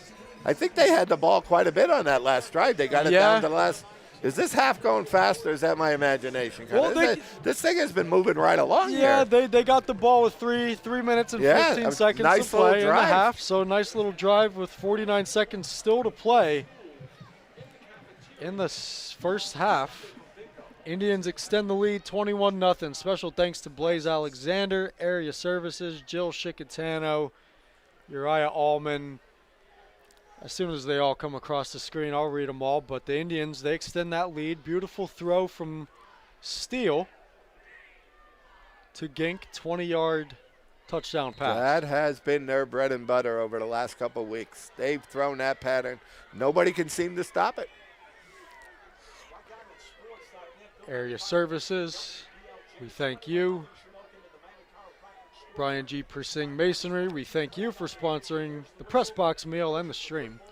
Steinhardt's squib kick goes to the 15. It's picked up again and met by Ryan Bickert is Namir Thomas, and Bickert drills him backwards. Yeah, Bickert has been coming up so big on special teams these last couple of weeks. He's been leading that kickoff team. And did they get him inside the 20 here? They've been getting him in. Yep. Well, right at the 22-yard line, but great coverage, especially with a squib kick like that. So now Loyalsock will bring it out to the 22-yard line, and they place it at the 22. Danny Dowell gives it to Coates. Coates up the middle. He breaks one tackle, and there goes Coates. He breaks Ryan Bickert's tackle, and Coates is going to scamper out of bounds. He crosses the 40-yard line. Now that's the best run of the game we've seen from Coates. Seems like he's starting to get going. Smart move getting out of bounds and stopping the clock. I mean, Loyalsock still has 3 timeouts left. Put him in a little better field position here, so they might take some shots here, Connor. 20-yard run from Coates. Here is Coates again. He's bouncing it to the outside, and he is brought down at the line of scrimmage. That was Logan Steele that time that brought him down. Nothing going. Loyalsock, no urgency here. Looks like Loyalsock is content to go into halftime. This 21-0 deficit. And it looks like they have 3 timeouts, but it looks like they're choosing not to use them. 10 seconds to play. Dowell goes downfield, and it was broken up by Steinhardt. Don't know how they drew that up. Yeah, nice play, Steinhardt again. Steinhardt's made some great plays defensively in that secondary tonight. And he has an interception. Yes, he does. Yes. So now that leaves 5 seconds on the clock. Looks like one more play here in the first half. We looking at a little Hail Mary here maybe, or I don't think you want to risk throwing up. Dowell's just going to hand it off. They're going to play a conservative. They're content. They're content going in at halftime, trailing 21-0. Coates goes down. The clock hits 0, and that is the end of the first half from Bridie Ruane Field at Kemp Memorial Stadium. It's all Shamokin Indians so far in this one. We're going to the locker room. Indians up 21-0. I'm Connor Phoenix, joined by Joe Haddock. We're going to take a small break, and we'll be back with you soon for the second half.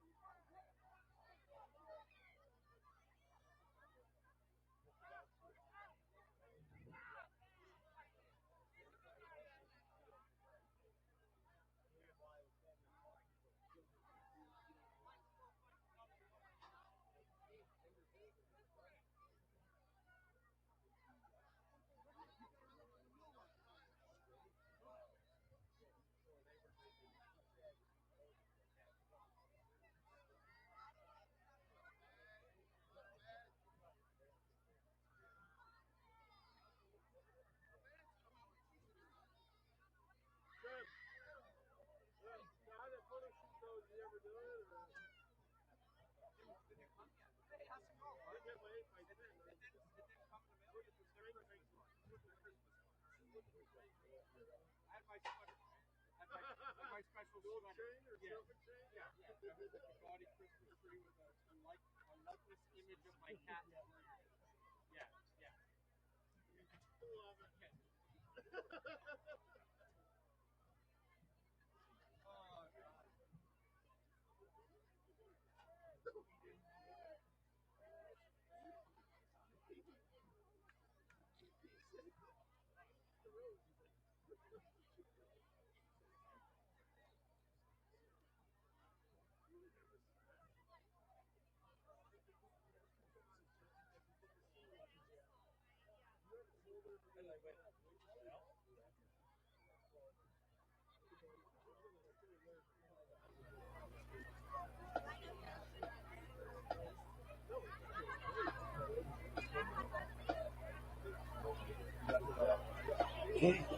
it. Oh, God. That was my wife, not me.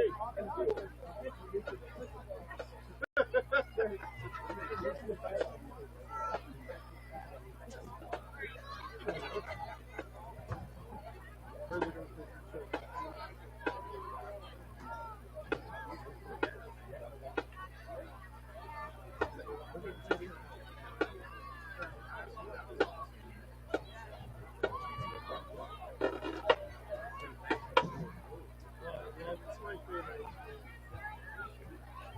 And I know it's like a full house.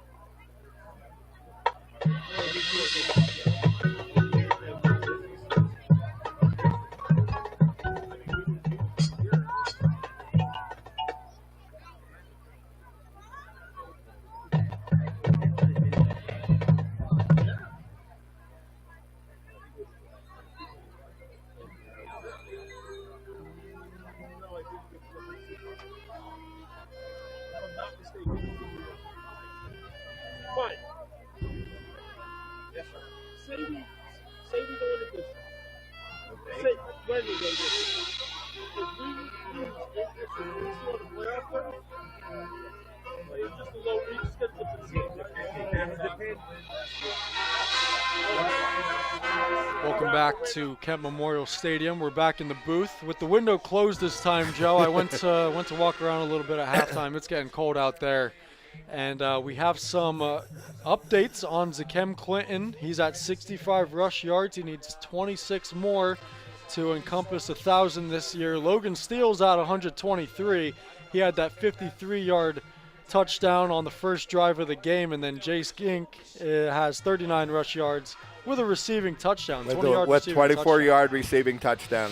Connor, yes. And we want to give a special shout out to the newlyweds watching in Grenada right now. Sophie and Natalie, thank you for tuning in to the live stream this week. This weather makes me wish I was in Grenada. Listen, but, I think that's an all-time record for us, okay? And people listening in Grenada. Yep. I mean, we have people in California listening to us. We got people in Connecticut, Delaware, South Carolina. We Yep. got people listening to us there. We got people all over the country listening to us, Connor. Yep, we've had Outer Banks as well. Yep, all special over. shout out to all those people. Thank you for tuning in and listening. Marie and Bobby, if you're listening out there, I promise you that shout out, for your son there in South Carolina. Yeah, I think my brother and his buddy Evan are watching from Charleston tonight, South Carolina.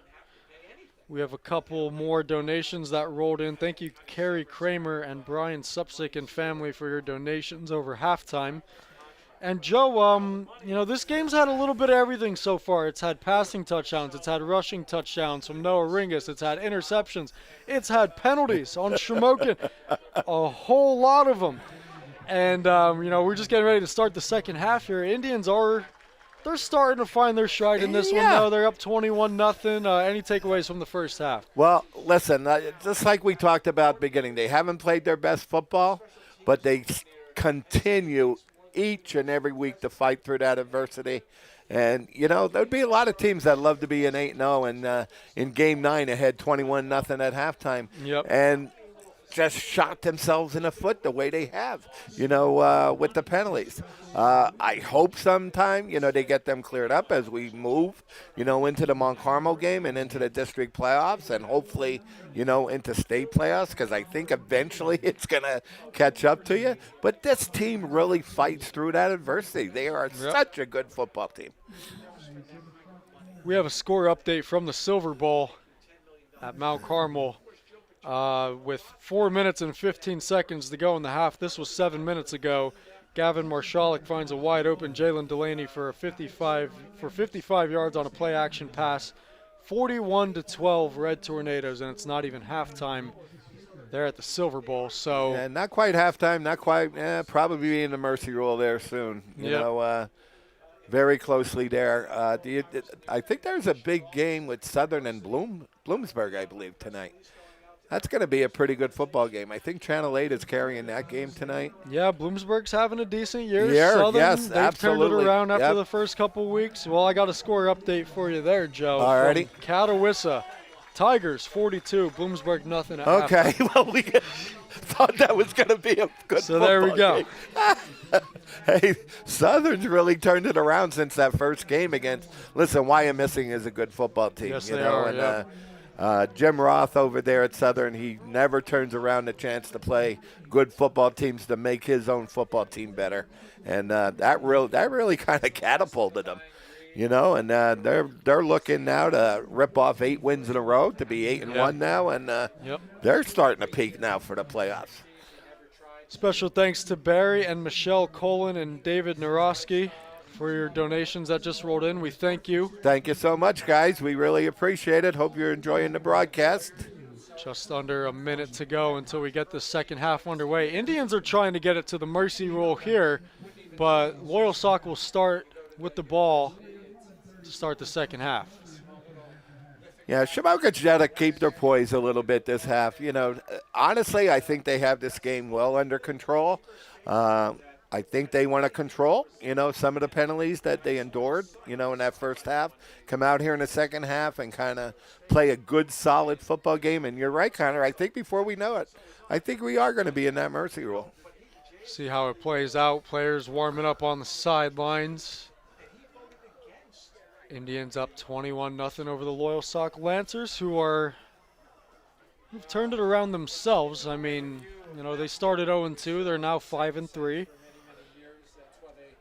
But yeah, I think we mentioned before the game, Connor, it's senior night tonight. Yep. They honored all the seniors, here tonight. All the good cheerleaders, the band members. I believe it was the golf team, all the football players.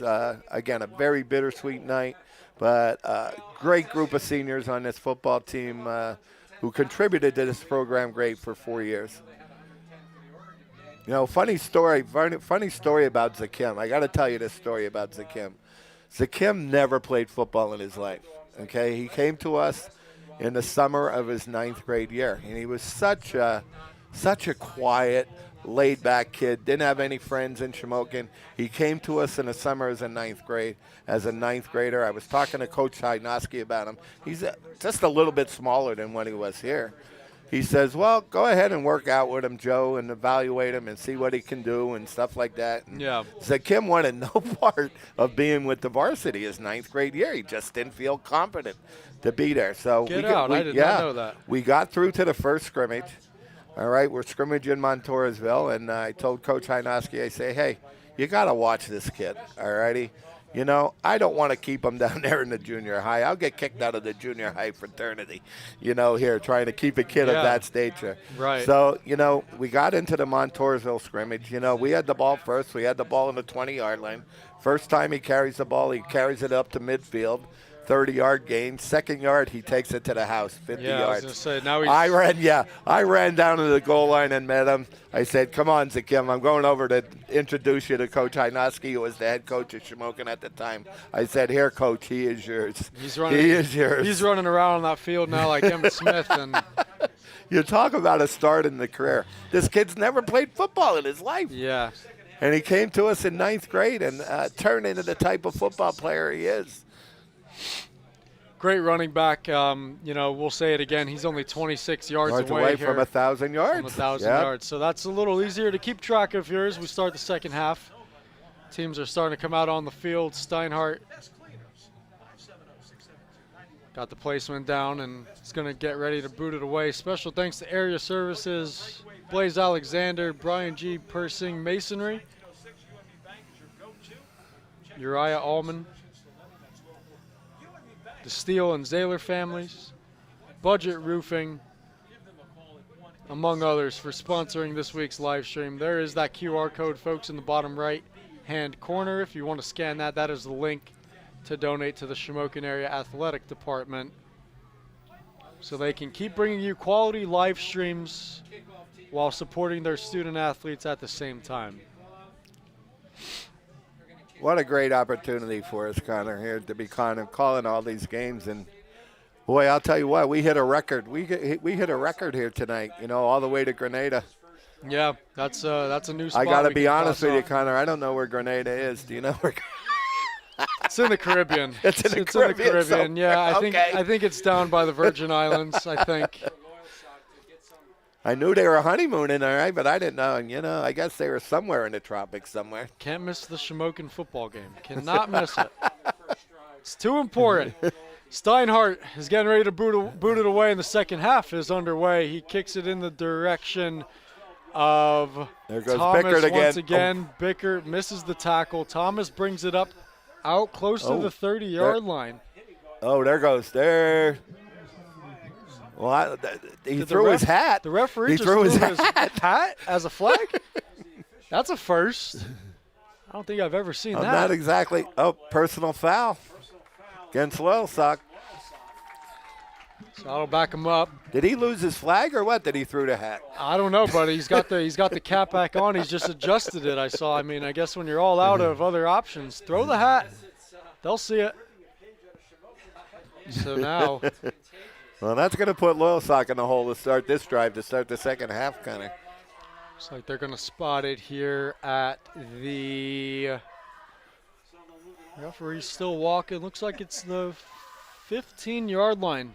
14-yard line is where Loyalsock will start this drive. 1st and 10, second half, 21-0 Shamokin. Loyalsock, they've had some good plays. We've seen Coates break it open for a few. And now Thomas in motion. Dow is going to dip it underneath to Coates, and he just got buried by Zakem Clinton. My goodness. You just don't run that type of play to Zakem Clinton's side there. Oh, my God. He read that thing so beautifully, and he just hammered him. I bet you he's going back to the huddle. Do not call that play to that side again. So, 2nd and 10 now from the 19. No did gain. Did they call that an incomplete pass? I think the ball did come out. Did come out? Yeah, with that hit. Yeah, with that hit. Hit jarred the ball out. Probably best case scenario for instead of taking a 10-yard loss. Huh? Instead, it's 2nd and 10. Dowell's out there. Coates is the back. Dowell is going to give it to him. Coates bounces it to the outside. He's tripped up by Logan Steele. Great tackle by Steele. Another great play. Yeah. Boy, I'll tell you what. They play that running game so well. Those safeties come up so quick on that running game. Loss of 3 on that play. So now Loyalsock, their backs against the wall here. in this inaugural drive of the second half. Second and 13. I noticed they bring Glover out now, I guess, in passing situations, you know, to get a little bit quicker there on the defensive front, kind of, to get a little better pass rush. 3rd and 13. Dallas back to pass. He goes over the middle, and it's intercepted by Steele. Logan Steele brings it to the near side. Nobody's there. Steele's in for the touchdown. Guess who? Guess who, Connor? Oh, my God. Logan Steele, pick 6. He scores anyhow, anyway, Connor. Anyhow, anyway. After a bobble and a little juggle, Steele kept his composure and ran it back about 25, 30 yards for the pick 6. Extends the Indians' lead. 27-0. Steinhardt's out there for the extra point. Boy, it just goes to show you his versatility. To play before, he's coming up on the run, throwing a guy for a 5-yard loss, and then the next play he comes up and he intercepts and gets a pick 6. What a tremendous athlete he is.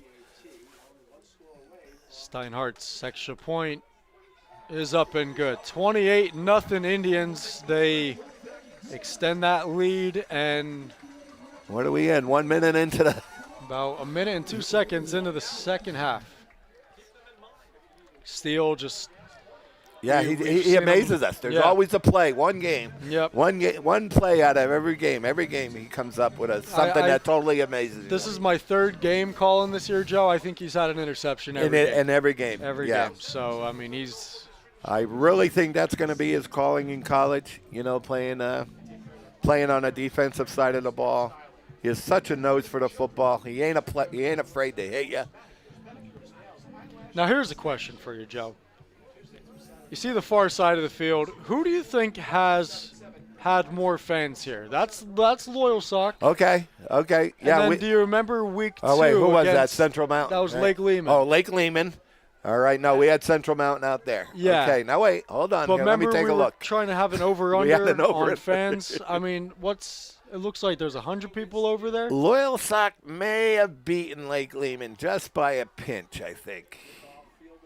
Here's Thomas, going to bring it out again. Thomas makes a good move. Thomas brings it out past the 40 and gets popped and loses the football. Indians say they have it, and they do. Indians recover. I mean, he's bobbled it one too many times, and you can feel it coming, Joe. I mean, you felt a turnover coming, and Thomas. Yep, Julian DeGanet's on the recovery there, and special teams again come up with a big hit off that kickoff team, and boy, did they come out here at halftime ready to go, Connor. Wow. Thomas coughed it up, and now the Indians are set up from the Loyalsock 46-yard line for their next drive. So Loyalsock. It's beginning to feel the heat a little bit here, Connor. They're not killing themselves with penalties, but the turnovers now, we've had 2 interceptions and now a fumble. Here's Bickert in motion. He takes a jet sweep. Bickert turning it upfield, shifts around a block. And what a good run by Bickert. He gets down to about the 32-yard line. Looks like he is a little short. No, they're going to give it to him. He's good for the first down, so move the chains. Yeah, they got Loyalsock playing on their heels a little bit here, Connor. I think they got them where they want them right now. And I think they're ready. To put the dagger in right here. Yep, this is where the Indians, this is where they work. Up 28-0. It's again, they have so many weapons on that offensive side of the football. Yep. 1st and 10. Bickert's run got him up. Gain of 13, and now we have a flag on the play. After a 13-yard run from Ryan Bickert, it looks like it's going to be on the Indians once again, so seems like the penalties are carrying over to the second half. Backs him up 5, first down and 15.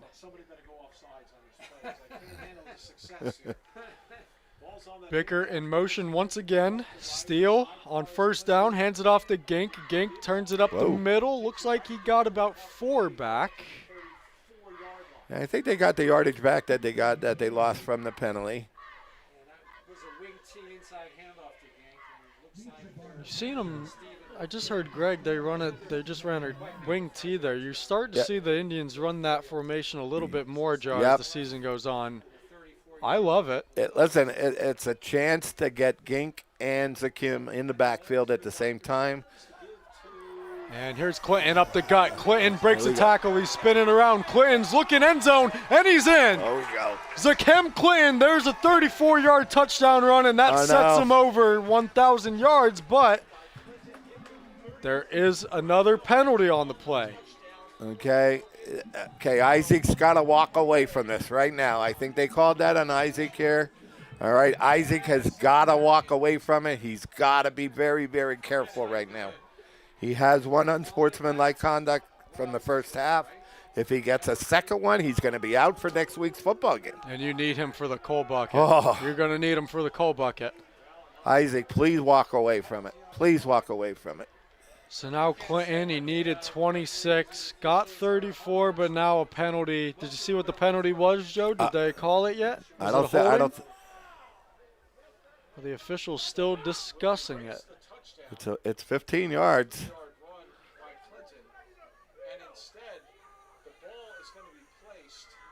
Now the Indians I didn't see the referee make a signal yet. I didn't see the white hat make a signal. Here we go. Oh, nope. The flag was called by Glover and that other kid. Mm-hmm. I think it was just so far away from the ball. Glover had another pancake, but I wonder if he loses the pancake statistic on that. I know, right? That would stink.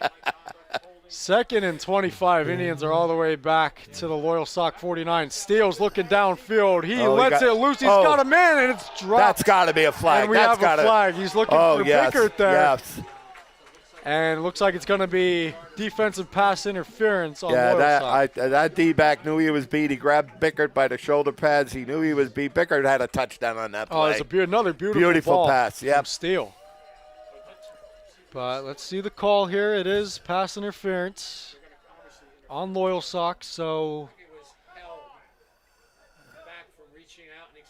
10, 11, 12, yeah, 15-yard hold penalty. I'm not sure if it's an automatic first down. Oh, it was holding, not pass interference? Well, let's see. Same thing, they go hand in hand? No, they did. I thought, I'm sure they called the pass because it came from the back. Yeah. Judge. So now that moves the Indians up. Thought it would be an automatic first down, but maybe not. I can't wait to read the paper tomorrow and see how many yards on penalties there are in this game. Between both teams? Between both teams now, yeah. And Zakim would have had his 1,000 on that carry, right? Yeah, he would have. Yeah, that was a 34-yard run. And here is Clinton. There he goes up the middle again. Zakim Clinton gets down to the 20, gets 14. Tell me he ain't determined to get that here this half. Needs about 12 more for 1,000. Glover's coming off the field now.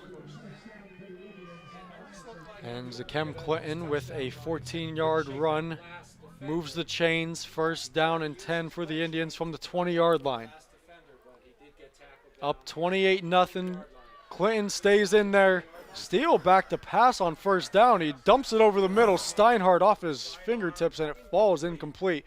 Luckily, it wasn't intercepted. That was Ivan Baker there. Whenever you get those tip balls, the ball was up in the air. It was a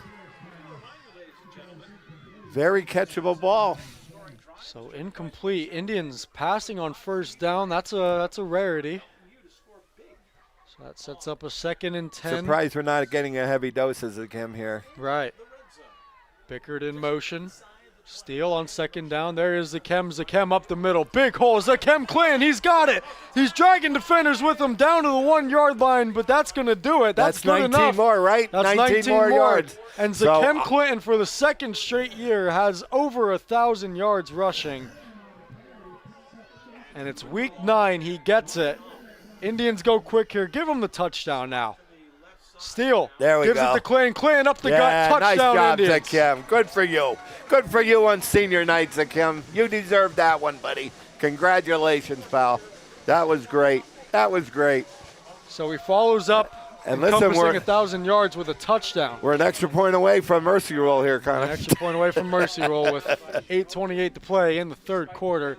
So, again, those penalties in the first half, and we're still mercy rolling. Yep. That's how good this football team is.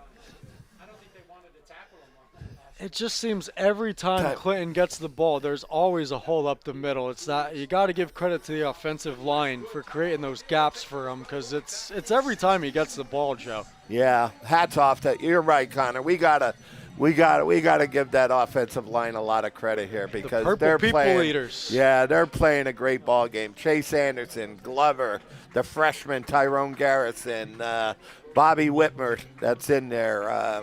God, who am I missing there? But boy, they're just opening up some big holes for those guys. It's just, I mean, we've seen it time and time again tonight. Every time Clinton just takes it right up the gut, he gets a burst of 5-6 yards at least.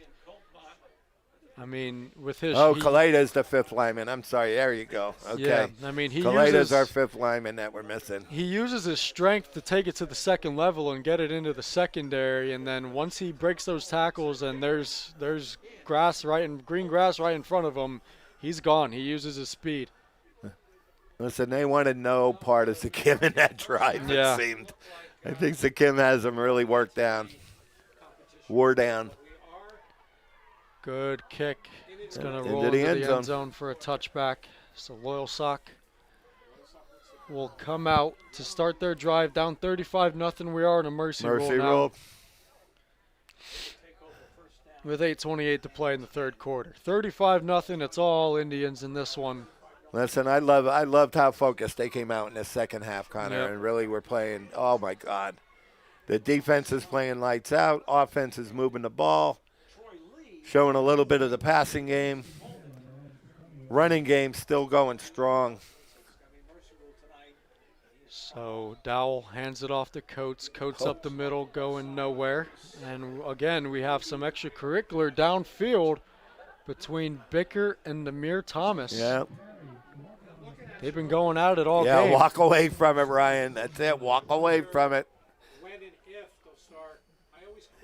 So now 2nd down and 10. No gain on the play from Coates. I don't think obviously he hasn't seen a defensive front like this all year long or a run defense like this. Right. Yeah, the guys up front there, let me see. Glover, looks like they got Kaleda.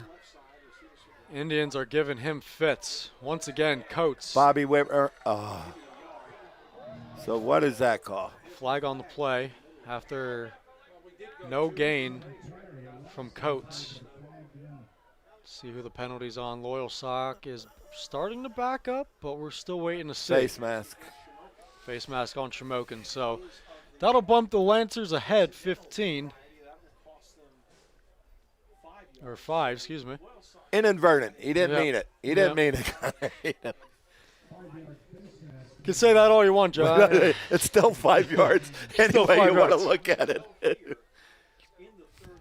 And Glover remains out for this play. He came jogging off the field. Yeah, I don't know if he's the one with the penalty or not, but I think they're really trying to protect him this game. 2nd down and 6 from the 23. Coates trying to break free. He is met by half of the Indians' defense to bring him down close to the 30-yard line. So that's a pretty good run there from Coates. Looks like he got a good solid 4 yards. Put him in a 3rd and 1. 3rd and 1 from the, looks like 28. Yes, 28. He got 5 yards, so 3rd down and 2. Loyalsock just looking to extend the drive. Danny Dowell takes the snap. He looks to pass. Quick pass, far sideline. It's complete and good enough for the 1st down. So a completion there from Danny Dowell to number 4, Clinton Taylor. Yeah, nice little play there. Nice quick pass out to the sideline. The Shamokin defense was playing off a little bit, trying to protect, the long pass, and got the 1st down. Clinton Taylor, he's a 5'10", 170-pound junior. On the reception there, good enough for 7. And a Loyalsock 1st down. Here's Coates up the middle, runs right into that defensive front, right into the teeth of it. I see Glover down there. So that'll bring up gain of 1. Looks like they gave Logan Steele a couple plays rest there. Had Barrett Walsh in there playing defense for him a little bit. We've been calling a lot of junior names out here tonight. So, you know, the future still looks very bright for the Shamokin squad. Yep. I mean, there's a great group of seniors. We're celebrating tonight. Gain of 1, 2nd and 9 by Coates. Here's Dowell rolling to the right, looking downfield. He's getting pressured, and he fires it out of bounds, incomplete. That one went to the cheerleaders. Oh. Do we have a late flag for grounding? I think he was trying to get it to a receiver at the AOAA right there, Joe. Guy said if the cheerleader would have turned around, she would have caught that one. I'm wondering if that's what they're looking at, Connor. I think you may very well be right here. That's a good call. Couple more donations rolling in here. Darlene and Brian Whitmer, Sam Nicola, Tommy Nicola, and John Zielinski. Oh, they're throwing it up. They're waving it off. They're going to pick it up. So no grounding. I mean, I think he was out of the pocket. You know, he was coming near side here. He was only steps. Yeah, I think the rule is as long as you're not past the line of scrimmage, you're outside the hash there. And Dow gets hit on the play, and it's nearly intercepted by Bickert. Trying to get it to Ivan Baker there. Ivan Baker, he's been calling his name a lot tonight. He's also 5'10". He's 165 pounds. Yep. Great pressure on that play by number 55. Is that Jet? I think that's Jet, a senior. That Baker, a senior getting a lot of minutes tonight. He just railed the quarterback on that. Great pressure on that play. Lancers will punt. 4.5 clock trickles down in this third quarter. It's 35-0 Shamokin. Kick goes in Steele's direction. Here we go. And it's going to roll and stop at about the 38-yard line of Shamokin, so they'll start their next drive there. Great job again by that Shamokin defense. They got that. They take a lot of pride in getting that shutout. Yeah, I mean, you know, tonight I know last week against Lewisburg they wanted that shutout. They're making it hard for any kind of run up the middle. No, I mean, Zakem said in an interview, he said their defensive front is designed to pressure the quarterback. Absolutely, and they've gotten to Dowell a lot tonight. Zakem and Dylan Phoenix are the great bookmark outside. They're classified as outside linebackers. Shamokin runs a 3-man front with those 2 outside linebackers, and Zakem and Dylan Phoenix just come off that edge so hard. 1st and 10 from the 38. Gink goes up the middle for a short gain of about 2. Looks like they got Barrett Walsh doing a little quarterback in here now. Looks like they're still kind of experimenting with that. Look a little bit with Logan at wide receiver. And you got some Indians players wearing some pink trim to support Breast Cancer Awareness Month. Oh, my God, the cheerleaders look great down there, you know, with all their pink. I didn't know this. They're supposedly having a pink out tonight. Yep. And I did not know that. Big tradition in the football community. Yep. And snap, but we got whistles. Looks like it's going to be, false But start. everybody's looking great in their pink tonight.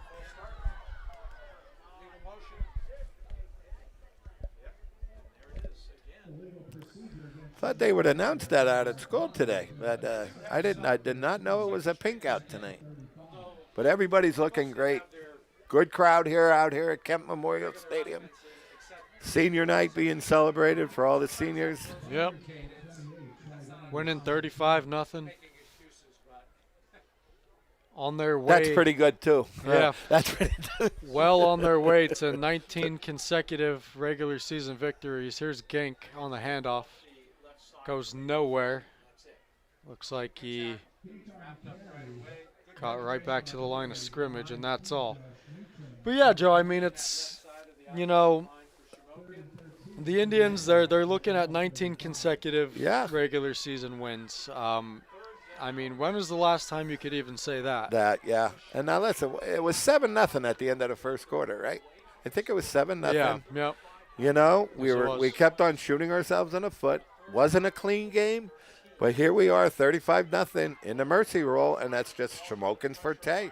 Walsh's pass falls incomplete. Intended for.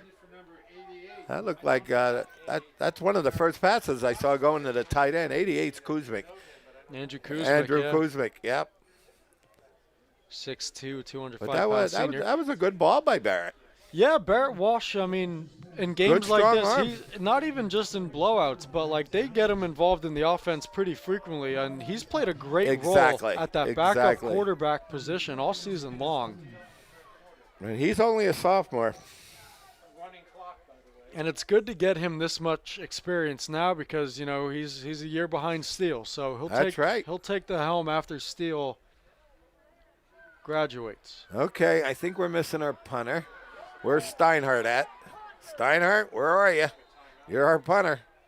Indians have it's fourth down. They're in punting formation, Yeah. but I don't see Steinhardt. You don't see the punter out there. Everybody's out there Here he except the comes. punter. There he is. Here he comes. He was getting Was he rolled with the out. trainer? I think don't he know was if getting he's rolled out in the locker room, yeah. So Steinhardt's I don't now know. out Yeah. there. I'm not quite sure who their backup punter is. But he was being treated by the trainer there. Indians have to burn a timeout. That would have been embarrassing if they would have snapped it without the punter there. Right? I mean, we're looking at a shutout here. I don't think it would have been a shutout after that one. But yeah, we have the QR code back on the screen again, folks, in the bottom right corner. If you'd like to scan that, that is the link to donate to the Shamokin Area Athletic Department so they can continue to bring quality live streams to you at home while supporting their student athletes at the same time. So now Steinhardt's out there. He's stretching. He's getting ready to punt it away. And he does that big left leg. A great booming punt. It's picked up by, looks like Thomas again, and he's wrapped up at about the 40-yard line. Did you say that Thomas was a sophomore, I believe you said? Number 10? Number 10, Namir Thomas. No, he's a senior. Oh, he's a senior? Okay.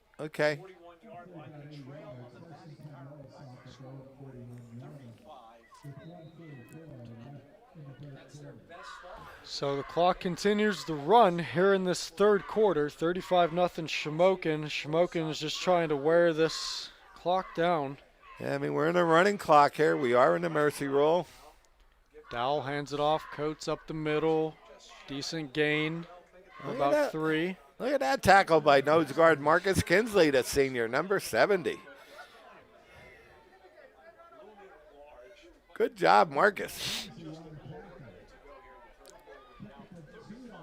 Clock is going to run. Well, you think we could start talking about the Mount Carmel game now, Connor? I think this one's in the bag here, right? Yeah, I mean, last year it was, Shamokin brought the bucket back for the first time in nearly 3 decades. And it was the first time in my life, Joe, that I've seen the coal bucket filled with purple and white flowers. Purple and white flowers. And what a scene that was on the field at the end of the game. You had the students come out and celebrate. The lights turned off. They shut the light off on the team. I mean, come on. You had it for 27, 28 years in a row. Let the kids have their moment. It was just a tremendous sight to see. And even the parade in town, they drove through town. The whole community was out in town. I personally would have liked to see Shamokin win by a little more than 21, but 21-0. You shut them out. You shut them out. You blanked them. You take it. Right. It was bully ball. Yep. You take it. And it's going to be hosted right here next week. Yeah, I can't wait for that game next week, Connor. What a game that's shaping up to be, especially with this resurfaced Mount Carmel Red Tornado team. They started 1-4, but after tonight they're going to be over 500. They'll be 5-4 coming into the coal bucket. And as you know, Joe, with the history of that game, it doesn't really matter what each team's record is. It don't matter. It's a tough game. I mean, I've seen 1-9 Shamokin teams, 0-10 Shamokin teams. Absolutely. Go to the coal bucket or right here at Kent Memorial and give the Red Tornadoes a run for their money. Everything they can handle. There's been so many. Listen, I've been through four boys. God love my boys, you know. And they played Mount Carmel tough, you know, every single game, you know, out there, you know, that they played. And listen, I've been through four boys that we had and didn't beat Mount Carmel during that stretch. Yeah. But listen, hey.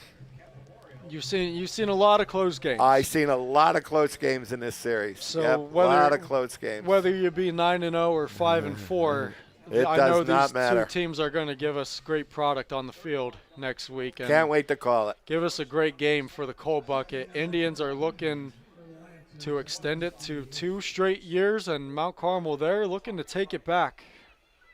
So it's personal to them. Coates, nothing doing there.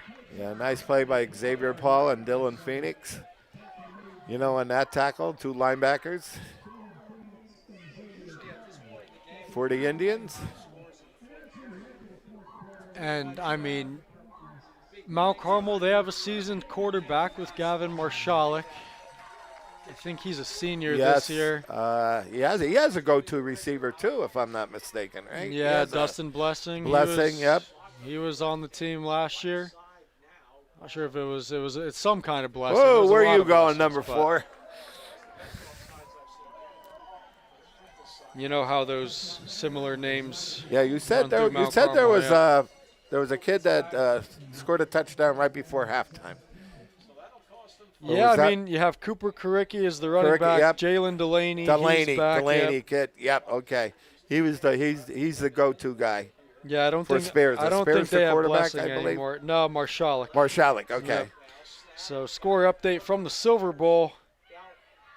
Well, Mount Carmel, they have 393 yards of offense, 48-12 at halftime. That was 27 minutes ago. That was they're probably well into the third quarter by now with that in the Mercy Rule right now. Too. That's in the Mercy Rule from the Silver Bowl, just about 15 minutes away, and that's what makes this rivalry so great. 2 coal towns, 2 legendary coal towns right here in the heart of the coal region, playing on the last game of the year. You know, you can kind of compare it to that Ohio State-Michigan rivalry. They play every year on the last game of the year. Last game of the season, regular season game, yep. The Coal Bucket used to be played on Thanksgiving Day. Yeah, Thanksgiving Day, yeah. Yep. But now they've moved it to the last game of the season for each team, and it's been that way for how long?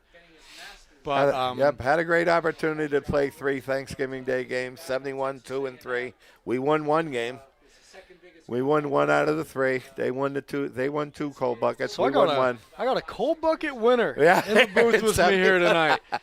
What an honor! And listen, I remember how big that was, to win that. If you ever see Joe Buck and Troy Aikman on TV, Joe always brings Troy in as Hall of Fame quarterback. I'm going to start bringing you in as Coal Bucket winner, Joe Haddock. Hasn't been many of them. Yeah, but I can remember that. I was a sophomore that year. I can remember the seniors on that team: Chuck Yoder and Sam Chicatano. Norm Manning was on that team. Oh my God, Bobby Weinhofer, was on that team. Wayne Groh, a lot of good seniors. Good company on that there, team. Yeah. Good company there. Joe Klebon, who was a big wide receiver. Chuck Yoder. They were the big 3. They were the 3 that got the press all the time. Chuck Yoder, Sam Chicatano, and Joe Klebon. I think they're still all getting press, aren't they? Those 3 guys. I believe so. Yeah. So Joe, you're around the school often. You're around the school often. Where do they have the coal bucket there? Oh, it's in the big trophy case.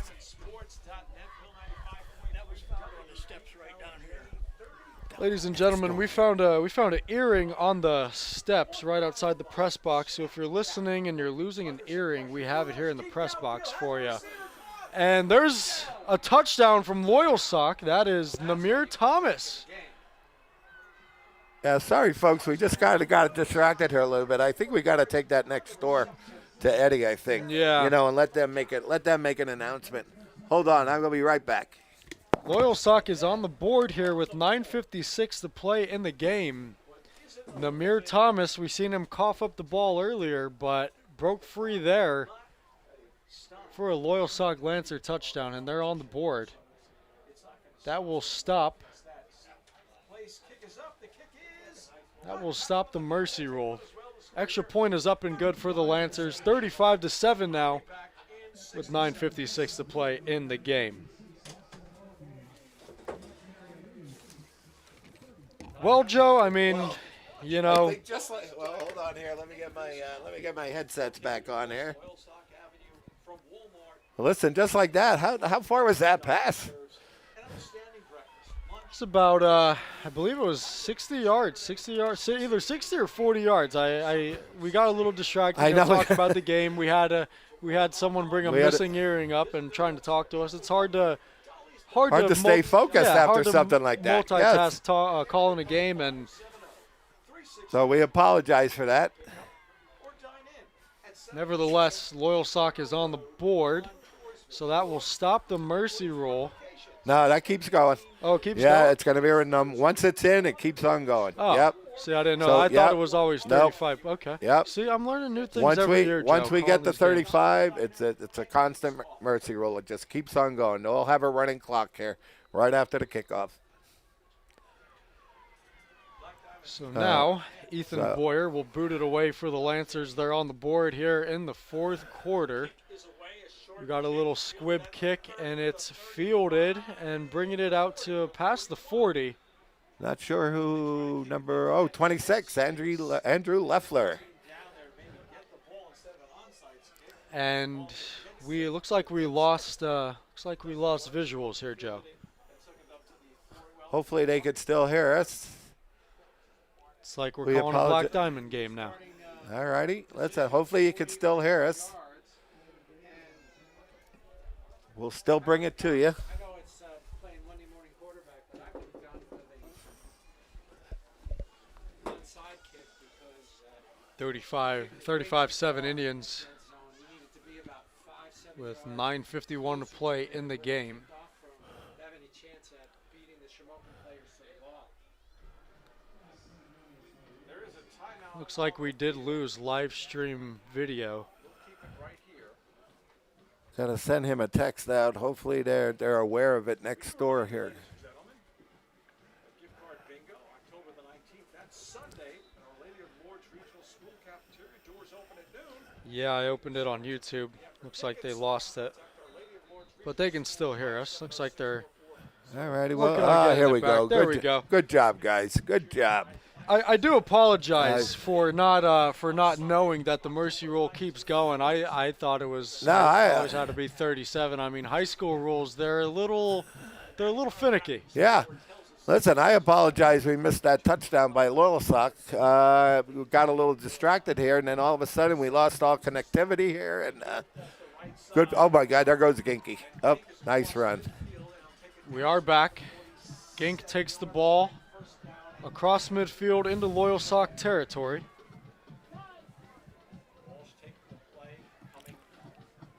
Yep. Walsh doing the quarterback duties right now. I think they got Logan out of the game here for a little bit. Let him take it the rest of the way. Yep, taking the rest of the way. It's a running clock. 9:13 to play in the game. Here's Walsh taking it himself up the middle. Barrett Walsh got a little bit of a seam. Barrett Walsh, he's got 4 men chasing him, and Walsh is going to take it all the way for the touchdown. Good for Barrett. Good for him. Way to go, Barrett. 47-yard touchdown from Barrett Walsh. Nice job. Man, does he got some speed. Barrett Walsh. Steele had a 53-yard one earlier in the game. Walsh just collected a 47-yarder himself. Good job, Barrett. Boy, I'll tell you what. Yeah, beautifully designed play. Indians keep the score and rolling. It's 41-7. Steinhardt's out for the extra point. 9 minutes to play. Listen, I think Loyalsock is still coming at him with that first-team defense. It's not like they went against the JVs. Nice job, Colin. Steinhardt's extra point is up and good. And, wow, I didn't think Walsh had that kind of speed on it. Oh, my gosh. Here's the replay. Look at this. He just took it up the middle. Looked like he was going to get stopped right there. And he just outran those last 3 defenders there. Yeah. Right to the end zone. Yeah, good job, Barrett. You deserved it, buddy. You deserved it. On senior night, special night here in Cole Township. Great night for the seniors tonight. Great night for the seniors. The Chem hit 1,000 yards. Jace Ginks having himself a game. Noah Ringus has another touchdown. Back on the field, playing great defense.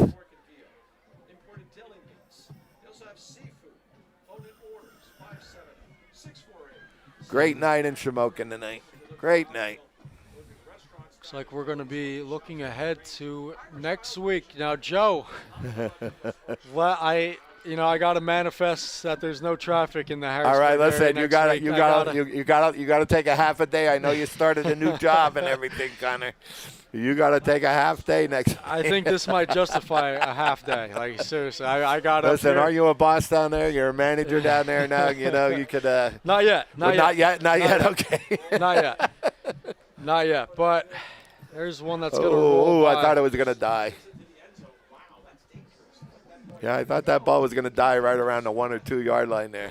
I mean, I rolled in. I know that they give me the special parking up there. Yeah, they should give you access right inside the stadium. Yeah, Connor. they do give me access, so I do got that going for me. But I do got a feeling that traffic just getting there, coming back down by the Venn access, I got a feeling that's going to be bad. Oh, it's going to be crazy. It could. We can meet you with a police escort here. We could have Officer Scandal from the Shamokin Police Department or the Shamokin School District give you a police escort here. I'm here. going to call him when I'm in Lavelle.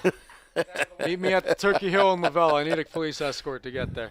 Because I got here today at like 6:15, which wasn't bad. Wasn't bad. Wasn't bad. What time did you leave? About 4? I left about 4:30. Yeah, about 4:30. We got a fumble on the play, but they're going to rule them down. Yeah, it looks like we got some younger guys in there for Loyalsock now too. It looks like number 25 running the football. Number 9 at the quarterback situation now. So it looks like they have some of their younger kids in there.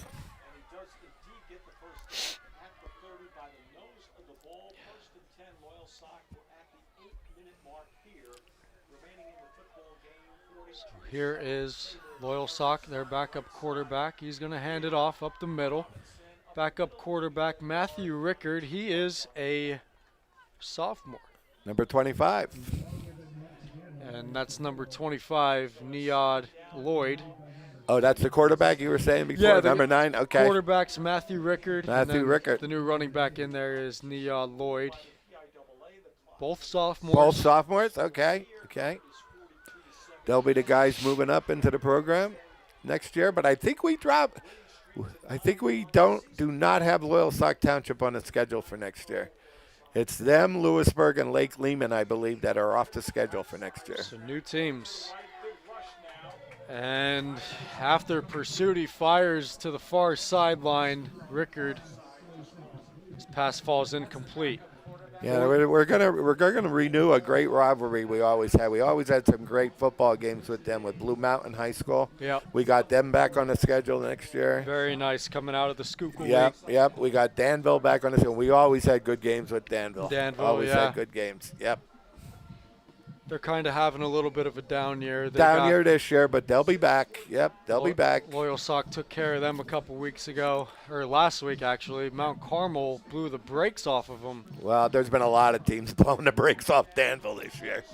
And here's Rickard's ball. Is a great pass to number 4, Clinton Taylor, but Taylor couldn't come down with it. Yeah, that was a great ball by the sophomore there. Put it right on the button, right on the sideline. Yeah, over his back shoulder. Taylor couldn't come down with it. That's going to bring up a 4th and 8, and the Lancers are going to punt. Yeah, Danville, they're another one of those programs that is usually consistently pretty good. You know, they were due for a down year. I don't know what kind of year they had last year. Yeah, they had a great year last year. They had a great run. Punt is away in the direction of Leland Deweese. And he'll let it roll to the 35-yard line. Indians will come back out. And you think with 5:52 here to play left in the game, they're just going to, keep it on the ground and run it down, Listen, Barrett Walsh with a big 50-yard touchdown the last time. You know, they could keep it as simple as possible. You can't tell these kids to fall down. Joe, I got a question for you. Sure, So the season ends now around the end of October, like the 10-week season. 10-week season. Could you yes. tell the viewers why the Coal Bucket game, was played on Thanksgiving? Well, we always started after Labor Day. That was one big thing. Right. Okay. Season always started after Labor Day. We always had a 2-week we had 11 game schedule. And actually, that's another thing, too. We had an 11 game schedule back there in the 70s and 80s. All right. So that added an extra week. All right. They didn't have state championships back then. Everybody was playing for the Eastern Conference Championship. Right. All righty. They had 11 game season. All right. Which took us, 2 weeks before Thanksgiving. And you had from the 10th game to the 11th game, you had that 2-week break. There was a 2-week break in between the 10th game. And so that's how it got us to Thanksgiving. And, as a player, even though you look for good ball by Walsh. It was nearly picked by number 7, Quasier Day. As much as we look forward to that Mount Carmel game as a player, we hated those 2 weeks of practice. Oh, my God, it was cold. It was always so cold back then. And I can just imagine. Yeah, it was brutal. But the very last Thanksgiving Day game, that we had a chance to play, it was 1973. I think it was the last Thanksgiving game. It was a beautiful day out. It was a beautiful day. It was 60 and sunny that you day. get days like that in November sometime. Here is. Yeah, I think that. Ooh, have a seat. That's Mason Purcell, the freshman. Mason Purcell running down a hill. Nice running there by Mason. Good job. Just under 4 minutes to play. Connor Phoenix joined with the legendary coach Joe Haddock. Always a pleasure, Connor. We're back here for week 9, and we'll be back here next week for week 10 for the Coal Bucket. Indians, Red Tornadoes, a rivalry that goes back to the 1800s. Here's Walsh to the left side. Walsh has some space again. He's got the first down and more. Barrett Walsh down the sideline, and he's pushed out of bounds at the 20-yard line. Man, that's a big confidence boost. Listen, Barrett Walsh is showing some great ability tonight, showing off that speed a little bit. Great job, Barrett. We have our version of the game next Friday, and listen, you have me worried now, Connor. I hope you're here. You got to come through that Harrisburg. You got to come through that Harrisburg traffic. I'm going to sneak out of my office. I'm going to go out the back door. 1st and 10 from the 22 after another good run from Walsh. Up the middle again is Mason Purcell, but a shorter gain this time. And I mean, I know the game last year was one of the more anticipated Coal Bucket games. But, yes. I mean, with the way Mount Carmel's turned their season around, it kind of – next week's game, it kind of makes it – Listen, it put the excitement back into that football game. Exactly. Listen, Shamokin cannot go into that game very overconfident. They got to go into that football game knowing, okay, Mount Carmel is such a much improved football team. And they got to go in ready to play football, Connor, where they're going to – we don't want that horrible thing to happen. I can't see that happening to this football team, but I mean, you just never know in this rivalry. With the way their game went tonight, I mean, they're going to be coming into next week with a lot of confidence. Very confident. Very confident. Yes. Like I said, you go back to week 5, you would have thought they were dead in the water. With a 1-4 record, they've turned it around and won the last 4. The Red Tornadoes did. And that makes next week a whole lot more interesting. Walsh goes up the middle for looks like a first down. First down? Looks like they could run the rest of the clock out here. It looks like did they give them the first down? 4th down. But it's got to be around the yard.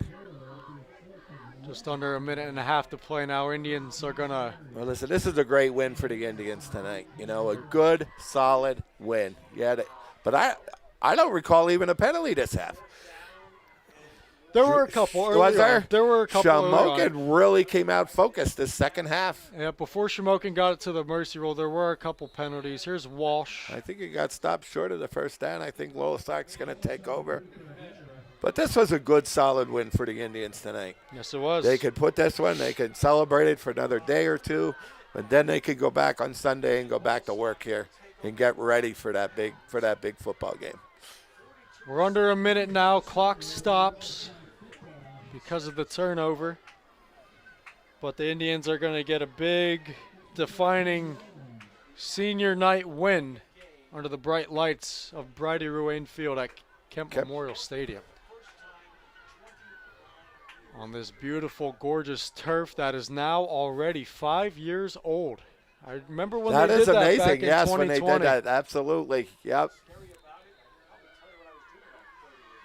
You know, Joe Bridie came into the school and had a talk. You know, I guess with the student body there at Shamokin. When the Little League existed back in Shamokin, Joe Bridie played for me with the Tigers, and he remembered. You know, God love him, he remembered me back then. You know, as successful as a guy that he became, that donated all this money to do this field. Right. You know, out here, and I kind of felt honored that he remembered me from back in the